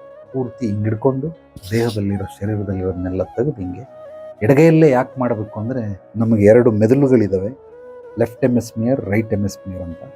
ಈ ಎರಡೂ ಮೆದುಳುಗಳಲ್ಲಿ ಯಾರು ನಾವು ರೈಟ್ ಹ್ಯಾಂಡ್ ಮಾಡ್ತೀರಿ, ಬಲಗೈಯಲ್ಲೇ ಹೆಚ್ಚು ಕೆಲಸಗಳನ್ನು ಮಾಡ್ತೀರಿ, ಲೆಫ್ಟ್ ಹ್ಯಾಂಡ್ ಕೆಲಸಗಳನ್ನು ಮಾಡೋದಿಲ್ಲ. ಒಬ್ಬ ಜೀನಿಯಸ್, ಒಬ್ಬ ವಿಜ್ಞಾನಿ, ಒಬ್ಬ ಇಂಟೆಲಿಜೆಂಟ್ ಪರ್ಸನ್, ಒಬ್ಬ ಬುದ್ಧಿವಂತ, ಅತಿ ಬುದ್ಧಿವಂತ ಏನನ್ನಾದರೂ ಆವಿಷ್ಕಾರ ಮಾಡಬೇಕಾದ್ರೆ, ಏನಾದರೂ ಕ್ರಿಯಾತ್ಮಕವಾಗಿ ರಚನೆ ಮಾಡಬೇಕಾದ್ರೆ ಎರಡೂ ಮೆದುಳುಗಳು ಕನೆಕ್ಟ್ ಆಗಬೇಕು. ಕನೆಕ್ಟ್ ಆದಾಗ ಮಾತ್ರ, ಅಂದರೆ ಎರಡೂ ಮೆದುಳು ಒಟ್ಟಾಗಿ ಸೇರಿ ಆ ಕಾರ್ಯವನ್ನು ನಾವು ಮುಂದುವರಿಸಿದಾಗ ಅದು ಸಕ್ಸಸ್ ಆಗುತ್ತೆ. ಆ ಎರಡೂ ಮೆದುಳು ಒಟ್ಟಾಗಬೇಕಂದ್ರೆ ಎಡಗೈಗೂ ಕೆಲಸ ಕೊಡಬೇಕು. ನಾನು ಎರಡೂ ಕೈಗಳಲ್ಲಿ ಬರಿತೀನಿ, ಒಂದೇ ಚಿತ್ರವನ್ನು ಬೇಕಾದರೂ ಬರಿತೀನಿ, ಅಥವಾ ಇದರಲ್ಲಿ ಸಾಗರ್ ಅಂತ ಬರೆದ್ರೆ ಇದರಲ್ಲಿ ರಕ್ಷಿತ್ ಅಂತ ಬರಿಬಲ್ಲ. ಎರಡು ಹೆಸರುಗಳು ನೀವು 4 ಅಕ್ಷರದ ಹೇಳಿ, 5ರದ್ದು ಹೇಳಿ, 6, 7ರದ್ದು ಹೇಳಿ, ಒಂದೇ ಸಲಕ್ಕೆ ಈ ಬಲಗೈಯಲ್ಲೇ ಬೇರೆ ಹೆಸರು ಬರಿತೀನಿ, ಎಡಗೈಯಲ್ಲೇ ಬೇರೆ ಹೆಸರು ಬರಿತೀನಿ. ಸೊ ಇದು ಹೇಗೆ ಅಂತಂದರೆ, ಬ್ರೈನ್ನ ನೀವು ಆಕ್ಟಿವ್ ಮಾಡ್ಕೊಳ್ಬೇಕು. ಆಕ್ಟಿವ್ ಮಾಡ್ಕೊಳ್ಳೋದ್ರಿಂದ ಈ ರೀತಿ ಆಗುತ್ತೆ. ಅದಕ್ಕೆ ನೀವು ಯಾವಾಗಲೂ ಹನುಮಾನ್ ಚಾಲೀಸ ಎಂಡಲ್ಲಿ ಹೇಳ್ಬೇಕು, ಬೋಲೋ ರಾಮಚಂದ್ರ ಕಿ ಜೈ ಅಂತ ಅಂದಾಗ ಈ ರೀತಿ ನೀವು ಮಾಡಬೇಕಾಗುತ್ತೆ. ಮಾಡಿದಾಗ ಎಡಗೈಯಿಂದ ಹಿಂಗೆ ಹಿಡ್ಕೊಂಡು, ಎದೆ ಭಾಗದಲ್ಲಿ ಹಿಂಗೆ ಹಿಡ್ಕೊಂಡು ಈ ರೀತಿ ಮೇಲೆ ಕೈ ಎತ್ತಿ ಬಿಸಾಕಬೇಕು. ಸೊ ಹಿಂಗೆ ಆಗ ನಿಮಗೆ ಎಡಗೈ ಬಲಮೆದುಳು ಸಂಬಂಧಪಟ್ಟಿರುತ್ತೆ, ಬಲಗೈ ಎಡಮೆದುಳಿಗೆ ಸಂಬಂಧಪಟ್ಟಿರುತ್ತೆ. ಇದು ಆಕ್ಟಿವ್ ಆಗುತ್ತೆ. ಯಾರ್ಯಾರು ಲೆಫ್ಟ್ ಹ್ಯಾಂಡಲ್ಲಿ ಬರೀತೀರಾ, ಲೆಫ್ಟ್ ಹ್ಯಾಂಡಲ್ಲಿ ತಿಂತೀರಾ, ಅವರು ಬಲಗೈಯನ್ನು ಎತ್ತಬೇಕು. ರೈಟ್ ಹ್ಯಾಂಡಲ್ಲಿ ಯಾರು ಬರೀತೀರಾ, ಇವರು ಎಡಗೈಯನ್ನು ಎತ್ತಬೇಕು. ಈ ರೀತಿ ಮಾಡೋದ್ರಿಂದ ಎರಡೂ ಮೆದುಳುಗಳು ಮಿಲನವಾಗ್ತವೆ. ಆ ಮಿಲನವಾದಾಗ ಅದರಿಂದ ಅದ್ಭುತವಾದಂತಹ ಪ್ರಯೋಜನಗಳಾಗ್ತವೆ. ಈ ಹನುಮಾನ್ ಚಾಲೀಸವನ್ನು ಮಾಡಬೇಕಾದ್ರೆ ಮೂಲವಾಗಿ ಕೆಲವೊಂದು ನಿಯಮಗಳನ್ನು ನಿಮಗೆ ತಿಳಿಸ್ಕೊಡ್ತೀನಿ. ಮೊದಲನೇ ನಿಯಮ ಏನಂದರೆ, ಬೆಳಗಿನ ಜಾವ ಮಾಡೋದು ಬಹಳ ಒಳ್ಳೆಯದು, ಅಥವಾ ಸಂಜೆ ಮಾಡೋದು ಒಳ್ಳೆಯದು. ರಾತ್ರಿ ನೀವು ಮಲಗಕ್ಕಿಂತನೂ ಮುಂಚೆ ಮಾಡಬಹುದು. ಮಾಡಬೇಕಾದ್ರೆ ಸ್ನಾನ ಮಾಡಿ ಮಡಿ ಬಟ್ಟೆಯನ್ನು ತೊಟ್ಟಿರಬೇಕು. ಬಣ್ಣ ಯಾವುದಾದ್ರೂ ಆಗುತ್ತೆ, ಆದರೂ ಕೂಡ ಒಂದು ಬಿಳಿ ಬಣ್ಣದ ಬಟ್ಟೆಯನ್ನು ಧರಿಸಿ ನೀವು ಹನುಮಾನ್ ಚಾಲೀಸವನ್ನು ಮಾಡಬಹುದು. ಅಕಸ್ಮಾತ್ ನಿಮಗೆ ಬಿಳಿ ಬಣ್ಣ ಇಲ್ಲ, ನನ್ನ ಹತ್ರ ವರ್ಣಮಯವಾದ ಬಣ್ಣಗಳಿದೆ, ಖಂಡಿತವಾಗ್ಲೂ ಹಾಕ್ಕೊಳ್ಳಿ. ಕೆಳಗಡೆ ಒಂದು ಬಿಳಿ ಟವಲ್ಲು, ಯಾವುದಾದ್ರೂ ಒಂದು ಬಟ್ಟೆಗಳನ್ನು ಹಾಸಿ ಮಾಡ್ಕೊಳ್ಬಹುದು. ಆರೆಂಜ್ ಕಲರ್ ಹಾಕ್ಬಹುದು, ರೆಡ್ ಕಲರ್ ಹಾಕ್ಕೊಳ್ಬಹುದು. ಈ ದೇವಸ್ಥಾನಗಳಲ್ಲಿ ಶಲ್ಯಗಳು ಇರ್ತವೆ, ಅಂದರೆ ಅದ್ರ ಮೇಲೆ ಓಂಕಾರ ಬರೆದಿರ್ತಾರೆ, ಅಥವಾ ಜೈ ಹನುಮಾನ್ ಬರೆದಿರ್ತಾರೆ, ಹನುಮಾನ್ ಚಾಲೀಸ ಅಂತ ಬರೆದಿರ್ತಾರೆ. ನೀವು ದೇವಸ್ಥಾನಗಳ ಹತ್ರ ಮಾರಾಟ ಮಾಡ್ತಾ ಇರ್ತಾರೆ, ನೋಡ್ಬೋದು. ಆ ರೀತಿ ಈಗ ಜುಬ್ಬಗಳು ಬಂದ್ಬಿಟ್ಟಿದೆ, ಪಂಚೆಗಳು ಬಂದಿದೆ, ಶಲ್ಯ ಬಂದಿದೆ, ಏನೇನೋ ಬಂದ್ಬಿಟ್ಟಿದೆ. ಬಟ್ ಆ ರೀತಿ ಒಂದೇ ಒಂದು ಮೇಲ್ಗಡೆ ಒಂದು ತುಂಡು, ಕೆಳಗಡೆ ಒಂದು ತುಂಡನ್ನು ಹಾಸ್ಕೊಂಡು ಖಂಡಿತವಾಗ್ಲೂ ಯಾರು ಬೇಕಾದ್ರೂ ಮಾಡಬಹುದು. ಮಾಡಬೇಕಾದ್ರೆ ಸ್ನಾನ ಮಾಡಿರಬೇಕು. ಎರಡನೇದು ಬಂದು ನೀವು ಮಡಿ ಬಟ್ಟೆಯನ್ನು ಉಟ್ಟಿರಬೇಕು. ಬೆಳಿಗ್ಗೆ ಮಾಡೋದು ನಿಜವಾಗ್ಲೂ ಸರ್ವಶ್ರೇಷ್ಠ. ಬೆಳಿಗ್ಗೆ ಅಂತಂದರೆ ನಾಷ್ಟ ಮಾಡೋದಕ್ಕಿಂತ ಮುಂಚೆ ಬೆಳಿಗ್ಗೆ ಎದ್ದು ಬೆಳಗಿನ ಜಾವನೇ ಮಾಡಬಹುದು, ಅಥವಾ 5 ಗಂಟೆ, 6 ಗಂಟೆ, 7 ಗಂಟೆ, 8 ಗಂಟೆಲಿ ಕೂಡ ಮಾಡಬಹುದು. ಅದಕ್ಕೇನು ಅಡ್ಡಿ ಆತಂಕಗಳಿಲ್ಲ. ಅದಾದ ನಂತರ ನೀವು ಆ ಹನುಮಾನ್ ಚಾಲೀಸವನ್ನು ಪಠನೆ ಮಾಡಬೇಕಾದ್ರೆ ಮೊದಲು ನೀವು ಆ ಪೇಪರ್ ಇಟ್ಕೊಂಡು ಹೇಳ್ತೀರ, ಆಮೇಲೆ ನಿಮಗೆ ಅದು ಬಾಯಟ್ ಆಗ್ಬಿಡುತ್ತೆ. ಕಣ್ಮುಚ್ಕೊಂಡು ಅದ್ರ ಜೊತೆಗೆ ಹಾಡ್ತಾ ಹೋದರೆ ನಿಮಗೂ ಬಂದ್ಬಿಡುತ್ತೆ. ನೀವು ಸ್ಟಾರ್ಟಿಂಗಲ್ಲಿ ಈ ರೀತಿ ಮಾಡಬಹುದು. ಆ ಲಿಂಕನ್ನು ಕಳಿಸ್ತೀನಿ, ದಯಮಾಡಿ ಅದೇ ಹಾಡನ್ನು ನೀವು ಅಭ್ಯಾಸ ಮಾಡಿ. ಬೇರೆ ರಾಗದಲ್ಲಿ ಹಾಡಿರೋದನ್ನು ಬೇಡ. ಯಾಕೆಂದರೆ ನಾನು ಅಧ್ಯಯನ ಮಾಡಿರೋದು ಈ ರಾಗದ. ಒಂದು 3-4 ರಾಗಗಳ ಅಲ್ಪ ಸ್ವಲ್ಪ ಗೊತ್ತು ಸಂಗೀತ. ನಾನು ಏನು ಪಂಡಿತನಲ್ಲ, ವಿದ್ವಾಂಸನಲ್ಲ.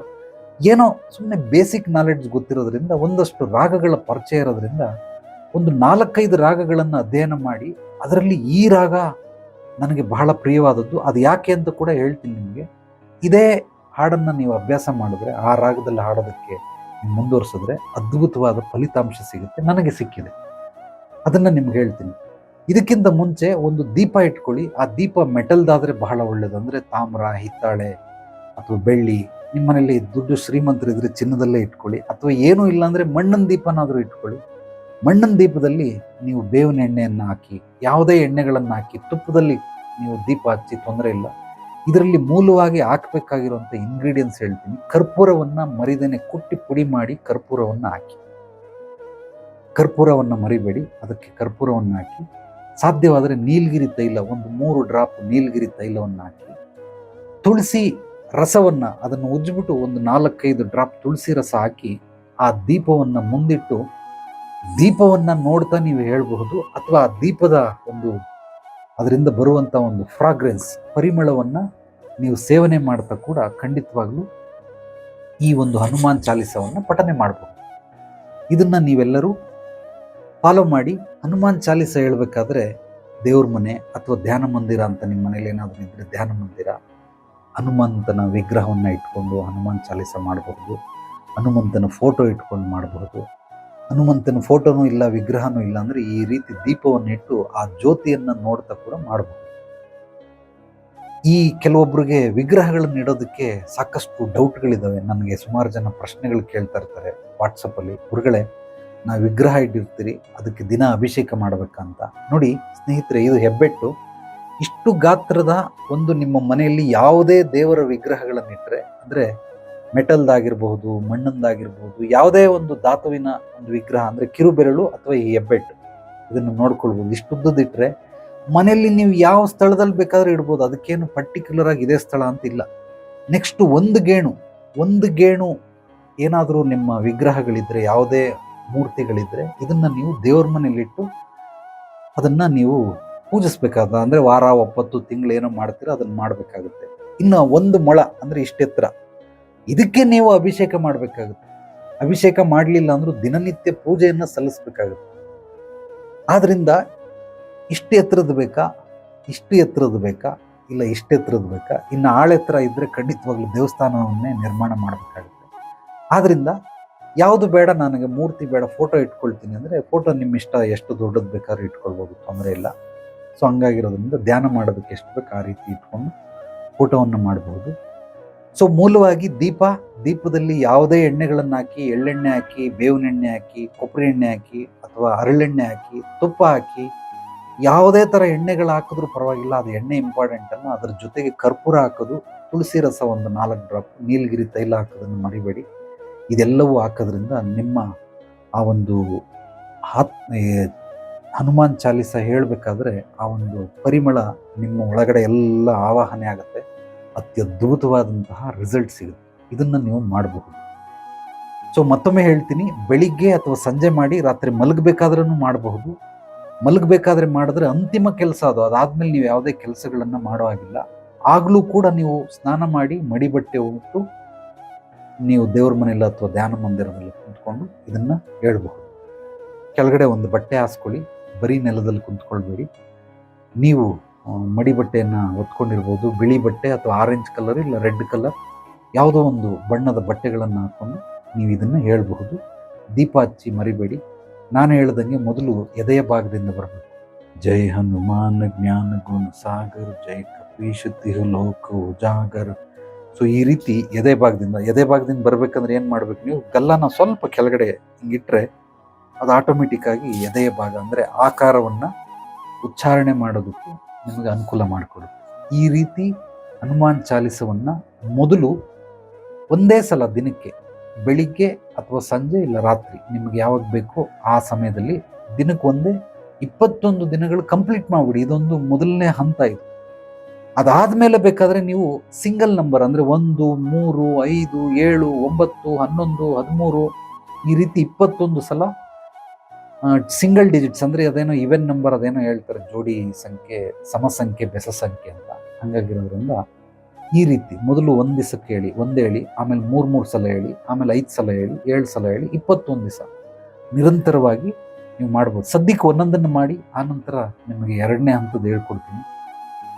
ನಾನು ಹೇಳೋ ರೀತಿ ನೀತಿಯಲ್ಲಿ ನೀವು ಹನುಮಾನ್ ಚಾಲಿಸವನ್ನು ಹೇಳಿದಾಗ ಅದರ ಒಂದು ಫಲಿತಾಂಶ ಅತ್ಯದ್ಭುತವಾಗಿ ನಿಮಗೆ ದಕ್ಕುತ್ತೆ, ಒಲಿಯುತ್ತೆ, ಸಿಕ್ಕುತ್ತೆ.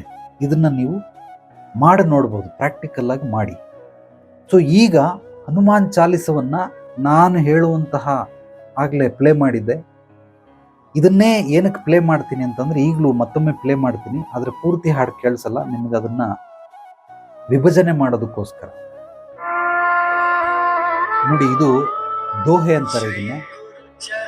ಸರೋಜ ರಜ ನಿಜ ಮನು ಮುಕುರ ಸುಧಾರಿ, ವರನೋ ರಘುವರ ವಿಮಲ ಜಸೋ, जोदायक फल चारि, बुद्धिहीन तनु जानिके, सुमीरो पवन कुमार, बल बुद्धि विद्या देहु मोहि, हरहु कलेस विकार. ಇದರಲ್ಲಿ ಈ ರೀತಿ ಹೇಳಿದಾಗ ಅಂದರೆ ತಲೆಯನ್ನು ಸ್ವಲ್ಪ ಬಗ್ಸಿ ಹೇಳಿದಾಗ ಹೃದಯದ ಭಾಗ ಕಂಪನವಾಗೋದ್ರಿಂದ ಅದು ಆಕ್ಟಿವ್ ಆಗುತ್ತೆ. ಮೂಲವಾಗಿ ನಮ್ಮ ಮನುಷ್ಯನಿಗೆ ಹೃದಯ ಮತ್ತು ಮೆದುಳು ಬಹಳ ಬಹಳ ಮುಖ್ಯವಾದ ಅಂಗಾಂಗ. ಅದರಲ್ಲೂ ಹೃದಯ ಬಹಳ ಇಂಪಾರ್ಟೆಂಟ್. ಆದ್ದರಿಂದ ಮೆದುಳು ಒಂದು ಕಡೆ ಡೆಡ್ ಆದರೂ ಕೂಡ ಹೃದಯ ಡೆಡ್ ಆದರೆ ಮನುಷ್ಯ ಸತ್ತೇ ಹೋಗ್ತಾನೆ. ಆದ್ದರಿಂದ ಹೃದಯ ಮೂಲ. ಆ ಹೃದಯದಿಂದ ಹಾಡುವಂತಹ ಪ್ರಯತ್ನ ಮಾಡಿದಾಗ ಅದರ ಫಲಿತಾಂಶ ಹೆಚ್ಚಾಗಿ ಸಿಗುತ್ತೆ. ಬಟ್ ಇದೇ ಹಾಡನ್ನು ಯಾಕೆ ಹೇಳ್ತಾ ಇದ್ದೀನಿ ಅಂದರೆ, ಇದರಲ್ಲೊಂದು ರಿದಮ್ ಇದೆ. ರಿದಮ್ ಅಂದರೆ ಪ್ರಾಣಾಯಾಮ ಆಗುತ್ತೆ ನಿಮಗೆ. ಮೊದಲು ಉಸಿರನ್ನು ನಿರಂತರವಾಗಿ ಎಳ್ಕೊಂಡು ಆಡಬೇಕು, ಆನಂತರ ಉಸಿರು ಕಟ್ಟಿ ಹಾಡುವಂಥ ಪ್ರಕ್ರಿಯೆ.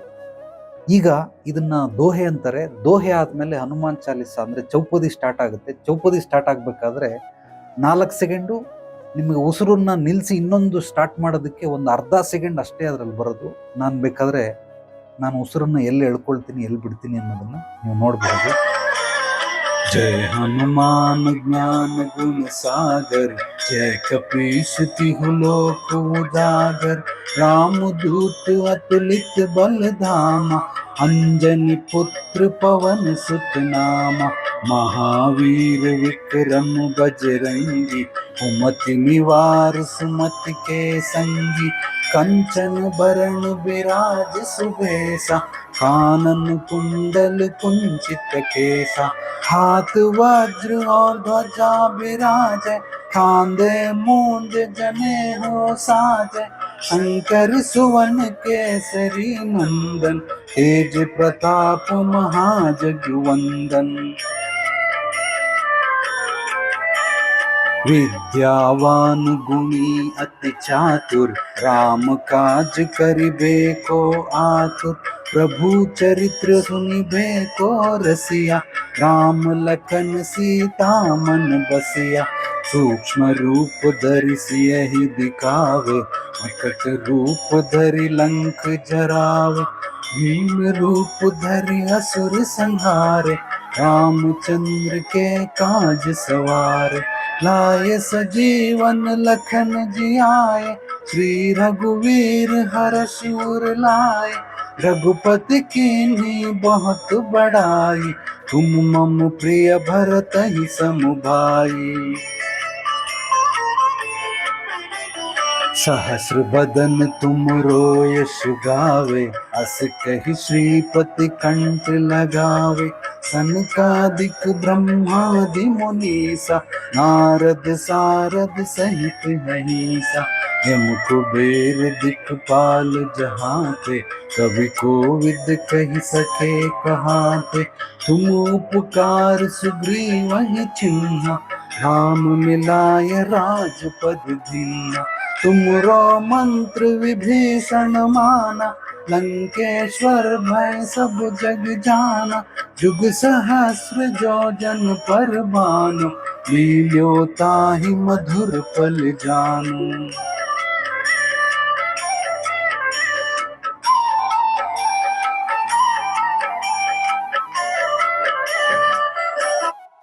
ಸೊ ನಿಮಗೆ ಒಂದು ಚೌಪದಿ ಆದ ನಂತರ ಒಂದು ಗ್ಯಾಪ್ ಕೊಡುತ್ತೆ. ಆವಾಗ ದೀರ್ಘವಾಗಿ ಉಸಿರನ್ನು ನಿಧಾನವಾಗಿ ಎಳ್ಕೊಳ್ಳಿ, ಮತ್ತೆ ಬಿಡಿ.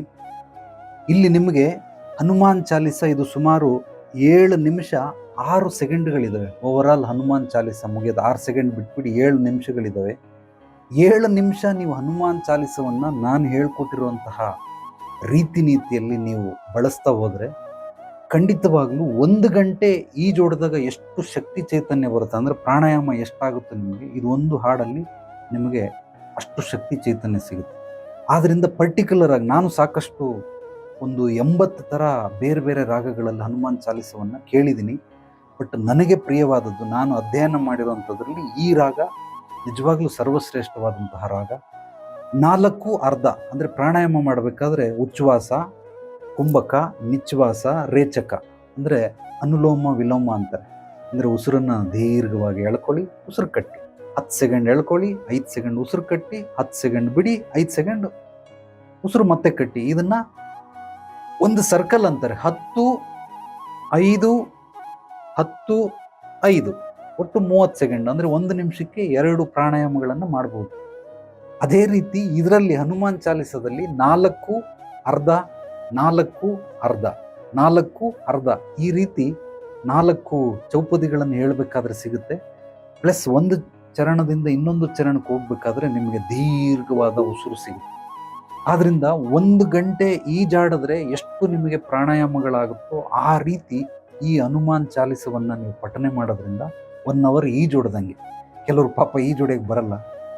ನಾನು ನದಿಯನ್ನು ದಾಟಿದ್ದೀನಿ, ಈ ರೀತಿ ಹರಿಯೋ ನದಿ ಈ ಕಡೆಯಿಂದ ಈ ಕಡೆಗೆ ಸುಮಾರು ಒಂದು 3 ಕಿಲೋಮೀಟರ್ ನದಿ ಎಷ್ಟು ದೂರ ಹೋಗುತ್ತೋ ಅಷ್ಟು ದೂರನೂ ಕೂಡ ಜಲಶವಾಸನ ಅಂತಾರೆ ಅದಕ್ಕೆ, ಅಂದರೆ ನೀರ್ ಮೇಲೆ ತೇಲುವಂತಹ ಕ್ರಿಯೆ. ಅದನ್ನು ತೇಲ್ಕೊಂಡು 3 ಕಿಲೋಮೀಟರ್ ದೂರ ಸಾಗಿದ್ದೀನಿ. ಕೆಲವ್ರಿಗೆ ಈಜು ಬರಲ್ಲ, ಆದರೆ ಈಜು ಬರದೇ ಇದ್ದವರು ಹನುಮಾನ್ ಚಾಲಿಸವನ್ನು ಹೇಳಿ ಆ ಪ್ರಾಣ ಈಜಿನಿಂದ ಏನೇನು ಶಕ್ತಿ ಚೈತನ್ಯ ಪ್ರಾಪ್ತಿ ಆಗುತ್ತೋ ಅದನ್ನು ಹನುಮಾನ್ ಚಾಲಿಸವನ್ನು ಹೇಳಿ ನೀವು ಪ್ರಾಪ್ತಿ ಮಾಡ್ಕೊಳ್ಬೋದು. ಆದ್ರಿಂದ ಇನ್ನೂ ಒಂದು ಅದ್ಭುತವಾದಿದೆ, ಅದು ನಿಮಗೆ 2ನೇ ಹಂತದಲ್ಲಿ ಹೇಳ್ಕೊಡ್ತೀನಿ. ಇದು ಮೊದಲನೇ ಹಂತದಲ್ಲಿ ಈ ಹನುಮಾನ್ ಚಾಲಿಸ ನಿಜವಾಗ್ಲೂ ಎಕ್ಸ್ಟ್ರಾರ್ಡಿನರಿ ಕಂಪೋಸಿಂಗ್, ಒಳ್ಳೆ ರಾಗವನ್ನು ಇಟ್ಕೊಂಡು ಮೂಲವಾಗಿ ಆ ಸೆಕೆಂಡ್ಗಳನ್ನು ಕರೆಕ್ಟಾಗಿ ಮೇಂಟೈನ್ ಮಾಡಿದ್ದಾರೆ. ಆದ್ದರಿಂದ ಇದನ್ನು ಹೇಳಿ ಮೂಲವಾಗಿ ಹೃದಯ ಭಾಗದಿಂದ ನಿಮಗೆ ವೈಬ್ರೇಷನ್ ಆಗಬೇಕು. ಆ ರೀತಿ ಹೇಳೋದ್ರಿಂದ ಎಕ್ಸ್ಟ್ರಾರ್ಡಿನರಿ ಫಲಿತಾಂಶ ನಿಮಗೆ ಸಿಕ್ಕುತ್ತೆ. ನಾನು 3 ಮಾಡಿರೋದ್ರಿಂದ, ಅಂದರೆ ನಾವಿಯಿಂದ ಹಾಡಿದ್ದೀನಿ, ಹೃದಯದಿಂದ ಹಾಡಿದ್ದೀನಿ, ಮಕಾರದಿಂದ ಅಂದರೆ ಬರೀ ಗುಣಗುಟ್ಟೋದು ಈ ರೀತಿ ಹಂಗೆ ಆಡಿದಾಗ ಅಲ್ಲಿ ಕಚ್ಕೊಂಡು ನೀವು ಆಡಿದ್ರೆ ಇದೆಲ್ಲ ಜುಮ್ ಅಂತದೆ ತಲೆ ಪೂರ್ತಿ. ಸೊ ಯಾರಿಗಾದ್ರೂ ತಲೆನೋವಿದ್ರೆ ನೀವು ಇದನ್ನು 3 ಸಲ ಹನುಮಾನ್ ಚಾಲಿಸವನ್ನು ನಾನು ಹೇಳೋವಂಥ ಬಾಯನ್ನು ತುಟಿಯನ್ನು ಮುಚ್ಚಿ ಹಾಡೋ ಪ್ರಯತ್ನ ಮಾಡಿ. ಹಲ್ಲು ನೋವು, ಈ ಕುತ್ತಿಗೆಯಿಂದ ಮೇಲ್ಭಾಗಕ್ಕೆ ಸಂಬಂಧಪಟ್ಟಂಥ ಎಲ್ಲ ನೋವುಗಳು ಮಾಯ ಆಗುತ್ತೆ. ಕಿವಿ ನೋವು, ಮೂಗು ನೋವು, ಕಣ್ಣು ನೋವು, ಹಲ್ಲು ನೋವು, ತುಟಿ ನೋವು, ತಲೆನೋವು, ಈ ಒತ್ತಲೆ ನೋವು, ಅದೇನದು ಮೈಗ್ರೇನ್ ಅಂತಾರೆ, ಇದೆಲ್ಲವೂ ಕೂಡ ಆ ರೀತಿ ಆಡೋದ್ರಿಂದ ಇದು ನನ್ನ ಯೂಟ್ಯೂಬ್ ಚಾನಲಲ್ಲಿ ಡಿಸ್ಕ್ರಿಪ್ಷನಲ್ಲಿ ನೋಡಿರ್ಬೋದು, ಡ್ರಗ್ಲೆಸ್ ಥೆರಪಿಸ್ಟ್ ಅಂತ ಹಾಕ್ಕೊಂಡಿದ್ದೀನಿ, ಅಂದರೆ ಔಷಧಿ ರಹಿತ ಚಿಕಿತ್ಸಕ ಅಂತ. ಖಂಡಿತವಾಗ್ಲೂ ನೀವು ಎಲ್ಲ ಕಾಯಿಲೆಗಳನ್ನು ಔಷಧಿ ಇಲ್ಲದೆ ಕೂಡ ವಾಸಿ ಮಾಡಬಹುದು. ನಾನು ಮೂಲವಾಗಿ ಉಪಯೋಗಿಸುವಂತಹ ಒಂದು ದಿವ್ಯೌಷಧ ಏನು ಅಂದರೆ ಹನುಮಾನ್ ಚಾಲಿಸ.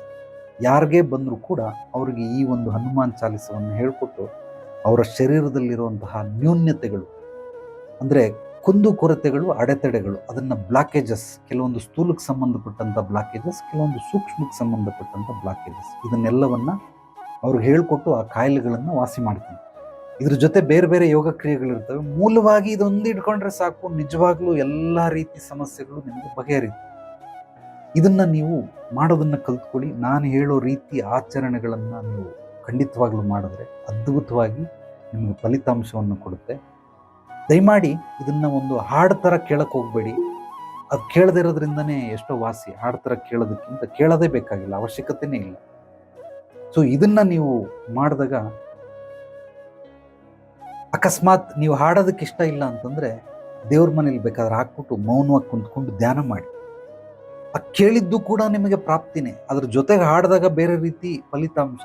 ಅಟ್ಲೀಸ್ಟ್ ಕಣ್ಮುಚ್ಕೊಂಡು ಕೇಳಿದಾಗ ಧ್ಯಾನದ ರೀತಿ ಅದನ್ನು ಆಲಿಸಿದಾಗ ಕೂಡ ಅದರಿಂದನೂ ಕೂಡ ನಿಮಗೆ ಪ್ರಾಪ್ತಿ ಆಗುತ್ತೆ. ಈ ರೀತಿ ನೀವು ನಾನು ಹೇಳುವಂಥ ಅಷ್ಟು ವಿಚಾರಗಳನ್ನು ಎಲ್ಲವನ್ನು ಪರಿಶೀಲನೆ ಮಾಡಿದ್ರೆ ಎಕ್ಸ್ಟ್ರಾರ್ಡಿನರಿ ರಿಸಲ್ಟನ್ನು ಕೊಡ್ತದೆ. ಇದು ನಾನು ಹನುಮಾನ್ ಚಾಲಿಸವನ್ನು ಹಾಡಿ, ಅಂದರೆ ಪ್ರಾಕ್ಟಿಕಲ್ ಆಗಿ ನಾನು ಮಾಡಿ ಅದರಿಂದ ಪಡೆದಂತಹ ಲಾಭ. ನಿಜವಾಗ್ಲೂ ಏಕಾಗ್ರತೆ, ಕಾನ್ಸಂಟ್ರೇಷನ್ ಪವರ್, ಫೋಕಸ್ಡ್ ಆಗಿರ್ತೀರ, ಆತ್ಮವಿಶ್ವಾಸ, ಆತ್ಮಬಲ ಹೆಚ್ಚುತ್ತೆ, ನಿಮಗೆ ಹೊಸ ಹೊಸ ಕ್ರಿಯಾತ್ಮಕವಾದ ಆಲೋಚನೆಗಳು ಮೂಡುತ್ತೆ, ಸಕಾರಾತ್ಮಕವಾಗಿರುತ್ತೆ. ಇದನ್ನು ಮಾಡುವಂಥ ರೀತಿ ನೀತಿಗಳನ್ನು ಹೇಳ್ಕೊಟ್ಟಿದ್ದೀನಿ. ಇದರ ಒಂದು ಅಂತರಾಳದ ಮಾತುಗಳನ್ನು ಕೂಡ ನಿಮಗೆ ಹೇಳ್ತೀನಿ. ಅಂದರೆ ಯಾವ ರೀತಿ ಮಾಡಬೇಕು, ಮಾಡೋರಿಗೆ ರಿಸಲ್ಟ್ ಸಿಗುತ್ತೆ, ಕೆಲವ್ರಿಗೆ ಯಾಕೆ ರಿಸಲ್ಟ್ ಸಿಗಲ್ಲ ಅದನ್ನು ಮೂಲವಾಗಿ ನಿಮ್ಗೆ ತಿಳಿಸ್ಬೇಕು. ಕೆಲವರು ಅಯ್ಯೋ ಬಿಡಿ ಸ್ವಾಮಿ, ನಾವು ಆಲ್ರೆಡಿ 3-4 ವರ್ಷದಿಂದ ಹೇಳ್ತಾನೆ ಇದ್ದೀರಿ, ನಮಗೇನೂ ಆಗಿಲ್ಲ. ಯಾಕೇನೂ ಆಗಿಲ್ಲ ಅಂತಂದರೆ ಮೊದಲು ನಿಮಗೆ ಇದರ ಆಚರಣೆ ಮಾಡೋ ಪದ್ಧತಿ ಗೊತ್ತಿಲ್ಲ, ಆದ್ದರಿಂದ ಆಗಿಲ್ಲ. 2ನೇದು ಬಂದು ನಿಮಗೆ ಯಾವುದೇ ರೀತಿ ಶ್ರದ್ಧೆ ಭಕ್ತಿ ಇಲ್ಲ, ಅದರಿಂದ ಆಗಿಲ್ಲ. 3ನೇದು ಬಂದು ನಿಮಗೆ ನಂಬಿಕೆ ವಿಶ್ವಾಸ ಇಲ್ಲ, ಆದ್ದರಿಂದ ಇದಾಗಲಿಲ್ಲ. ಯಾರಿಗೆ ಇದ್ರ ಮೇಲೆ ಆಸಕ್ತಿ ಇಲ್ಲ, ಯಾರೋ ಹೇಳಿದ್ರು ಕರ್ಮ ನಾನು ಮಾಡ್ತಾ ಇದ್ದೀನಿ ಅಂತ ತಿಳ್ಕೊಂಡು ಮಾಡಿದ್ರೆ ಖಂಡಿತವಾಗಲೂ ರಿಸಲ್ಟ್ ಕೊಡಲ್ಲ. ಮೊದಲು ನೀವು ಅದನ್ನು ಅರ್ಥ ಮಾಡಿಕೊಂಡು ಅದನ್ನು ಆಚರಣೆ ಮಾಡುವಂತಹ ರೀತಿ ನೀತಿಯನ್ನು ತಿಳ್ಕೊಂಡು ಆ ರೀತಿ ಮಾಡಿದಾಗ ನಿಮಗೆ ಅದ್ಭುತ ಅಂತ ಅನಿಸುತ್ತೆ. ಅಂದರೆ ಫಲಿತಾಂಶ ಚೆನ್ನಾಗಿ ಸಿಗುತ್ತೆ. ಅದರಲ್ಲೂ ಒಬ್ಬ ಗುರುಮುಖೇನ ನಿಮಗೆ ಹನುಮಾನ್ ಚಾಲೀಸ ದೀಕ್ಷೆ ಆಗಿದ್ರೆ ಡೆಫಿನೆಟ್ಲಿ ಕೂಡ ನೀವು ಆಗ್ಬೋದು. ಬಟ್ ನಾನು ಇವಾಗ ನಿಮಗೆ ಹೇಳ್ಕೊಡ್ತಾ ಇದ್ದೀನಿ, ನಿಜವಾಗ್ಲೂ ಒಂದು ಲೈವ್ ಕ್ಲಾಸ್ ಮಾಡ್ತೀನಿ. ಆಗ ನಿಮಗೆ ಹನುಮಾನ್ ಚಾಲೀಸ ದೀಕ್ಷೆಯನ್ನು ಕೊಟ್ಟಾಗ ಅದಕ್ಕೊಂದು ಪ್ರಕ್ರಿಯೆ ಇದೆ. ಆ ಪ್ರಕ್ರಿಯೆಯಲ್ಲಿ ನಿಮಗೆ ತಲೆ ಮೇಲೆ ಕೈ ಇಟ್ಟು ಆ ಒಂದು ಹನುಮಾನ್ ದೀಕ್ಷೆ ಚಾಲೀಸ ದೀಕ್ಷೆಯನ್ನು ಕೊಟ್ಟಾಗ ಅದು ನಿಮಗೆ ಒಲಿಯುತ್ತೆ. ಅಂದರೆ ಒಬ್ಬ ಗುರುಮುಖೇನ ಬಂದಾಗ ಶಂಖದಿಂದ ಬಂದ್ರೆ ತೀರ್ಥ ಅಂತಾರೆ. ಆ ರೀತಿ ಒಬ್ಬರು ಗುರುಗಳು ಕಲ್ತಿರೋಂಥವ್ರು, ಸಾಧಕರು, ಸಿದ್ಧಿಪುರುಷರು, ಮಹಾತ್ಮರು, ಸತ್ಪುರುಷರು ಇರ್ತಾರೆ. ಇವ್ರ ಕಡೆಯಿಂದ ನಿಮಗೆ ಬಂದಾಗ ಅದು ನಿಮಗೆ ಎಕ್ಸ್ಟ್ರಾರ್ಡಿನರಿ ಅದ್ಭುತವಾದ ಫಲಿತಾಂಶವನ್ನು ನೀಡುತ್ತೆ. ಆದರೂ ಕೂಡ ನಾನು ನೀಡೋದಕ್ಕಿಂತ ಮುಂಚೆ ನಿಮ್ಮ ಒಳಗಡೆ ಇರಬೇಕಂದ್ರೆ ಭೂಮಿನ ಹದ ಮಾಡಬೇಕು. ಯಾವುದೇ ಬೀಜಗಳನ್ನು ನೆಡೋದಕ್ಕಿಂತ ಮುಂಚೆ ಇದು ಒಂದು ಹದ ಮಾಡೋ ಕ್ರಿಯೆ ಅಂತ ಅನ್ಕೊಳ್ಳಿ. ಅಂದರೆ ಭೂಮಿನ ಎಲ್ಲ ಉಳ್ಬಿಟ್ಟು ಅದು ದೊಡ್ಡ ಕಲ್ಲುಗಳನ್ನೆಲ್ಲ ಬಿಸಾಕಿ ಸ್ವಲ್ಪ ಅದಕ್ಕೆ ತ್ಯಾವ ಮಾಡಿ ಮಳೆ ಬಂದಾಗ ಅಥವಾ ನೀವೇ ಆರ್ಟಿಫಿಷಿಯಲ್ ಆಗಿ ನೀರುಗಳನ್ನು ಹಾಕಿ ಈ ರೀತಿ ಮಾಡಿದಾಗ ಆ ಭೂಮಿಲಿ ನೀವು ಫಲವತ್ತಾದ ಭೂಮಿ ಆಗುತ್ತೆ. ಆಗ ನೀವು ಬೀಜ ಹಾಕಿದ್ರೆ ಅದ್ಭುತವಾಗಿ ಬೆಳೆ ಬೆಳೆಯುತ್ತೆ. ಅದಕ್ಕೆ ನಿಮಗೆ ಆನ್ಲೈನಲ್ಲಿ ಏನಕ್ಕೆ ಮಾಡ್ತಾ ಇದ್ದೀನಿ ಅಂದರೆ ಹದ ಮಾಡುವಂತಹ ಕ್ರಿಯೆ, ಭೂಮಿಯನ್ನು ಹದ ಮಾಡುವಂತಹ ಕ್ರಿಯೆ ಇಷ್ಟು. ಇದಾದ ನಂತರ ಲೈವ್ ಕ್ಲಾಸ್ ಒಂದು ದಿವಸ ಮಾಡ್ತೀನಿ. ಆಗ ನೀವು ಯಾರು ಬೇಕಾದರೂ ಬರಬಹುದು. ಹನುಮಾನ್ ಚಾಲೀಸ ದೀಕ್ಷೆಯನ್ನು ಕೊಡ್ತೀನಿ. ಒಂದು ದಿವಸದ ಕ್ಲಾಸ್ ಇರುತ್ತೆ, ಬೆಳಿಗ್ಗೆ 10 ಗಂಟೆಯಿಂದ ಸಂಜೆ ಒಂದು 6 ಗಂಟೆವರೆಗೆ. ಆಗ ಇನ್ನೊಂದಷ್ಟು ಹನುಮಾನ್ ಚಾಲೀಸದ ಬಗ್ಗೆ ಸತ್ವ ಮಹತ್ವಗಳನ್ನು ತಿಳಿಸ್ತಾ ಅದರಿಂದ ಯಾವ್ಯಾವ ರೀತಿ ನಾವು ಸಾಧಕರಾಗ್ಬೋದು, ಸಾಧನೆಯನ್ನು ಮಾಡ್ಬೋದು, ಯಶಸ್ಸು, ಕೀರ್ತಿ, ಗುರಿ ಸಾಧನೆಯನ್ನು ಕೂಡ ಮಾಡಬಹುದು ಅನ್ನೋದು ನಿಮಗೆ ಖಂಡಿತವಾಗ್ಲೂ ಗೊತ್ತಾಗುತ್ತೆ. ಇದನ್ನು ನೀವು ಮಾಡ್ಕೊಳ್ಬೋದು. राम राम राम जय श्री राम राम राम राम जय श्री राम राम राम राम जय श्री राम.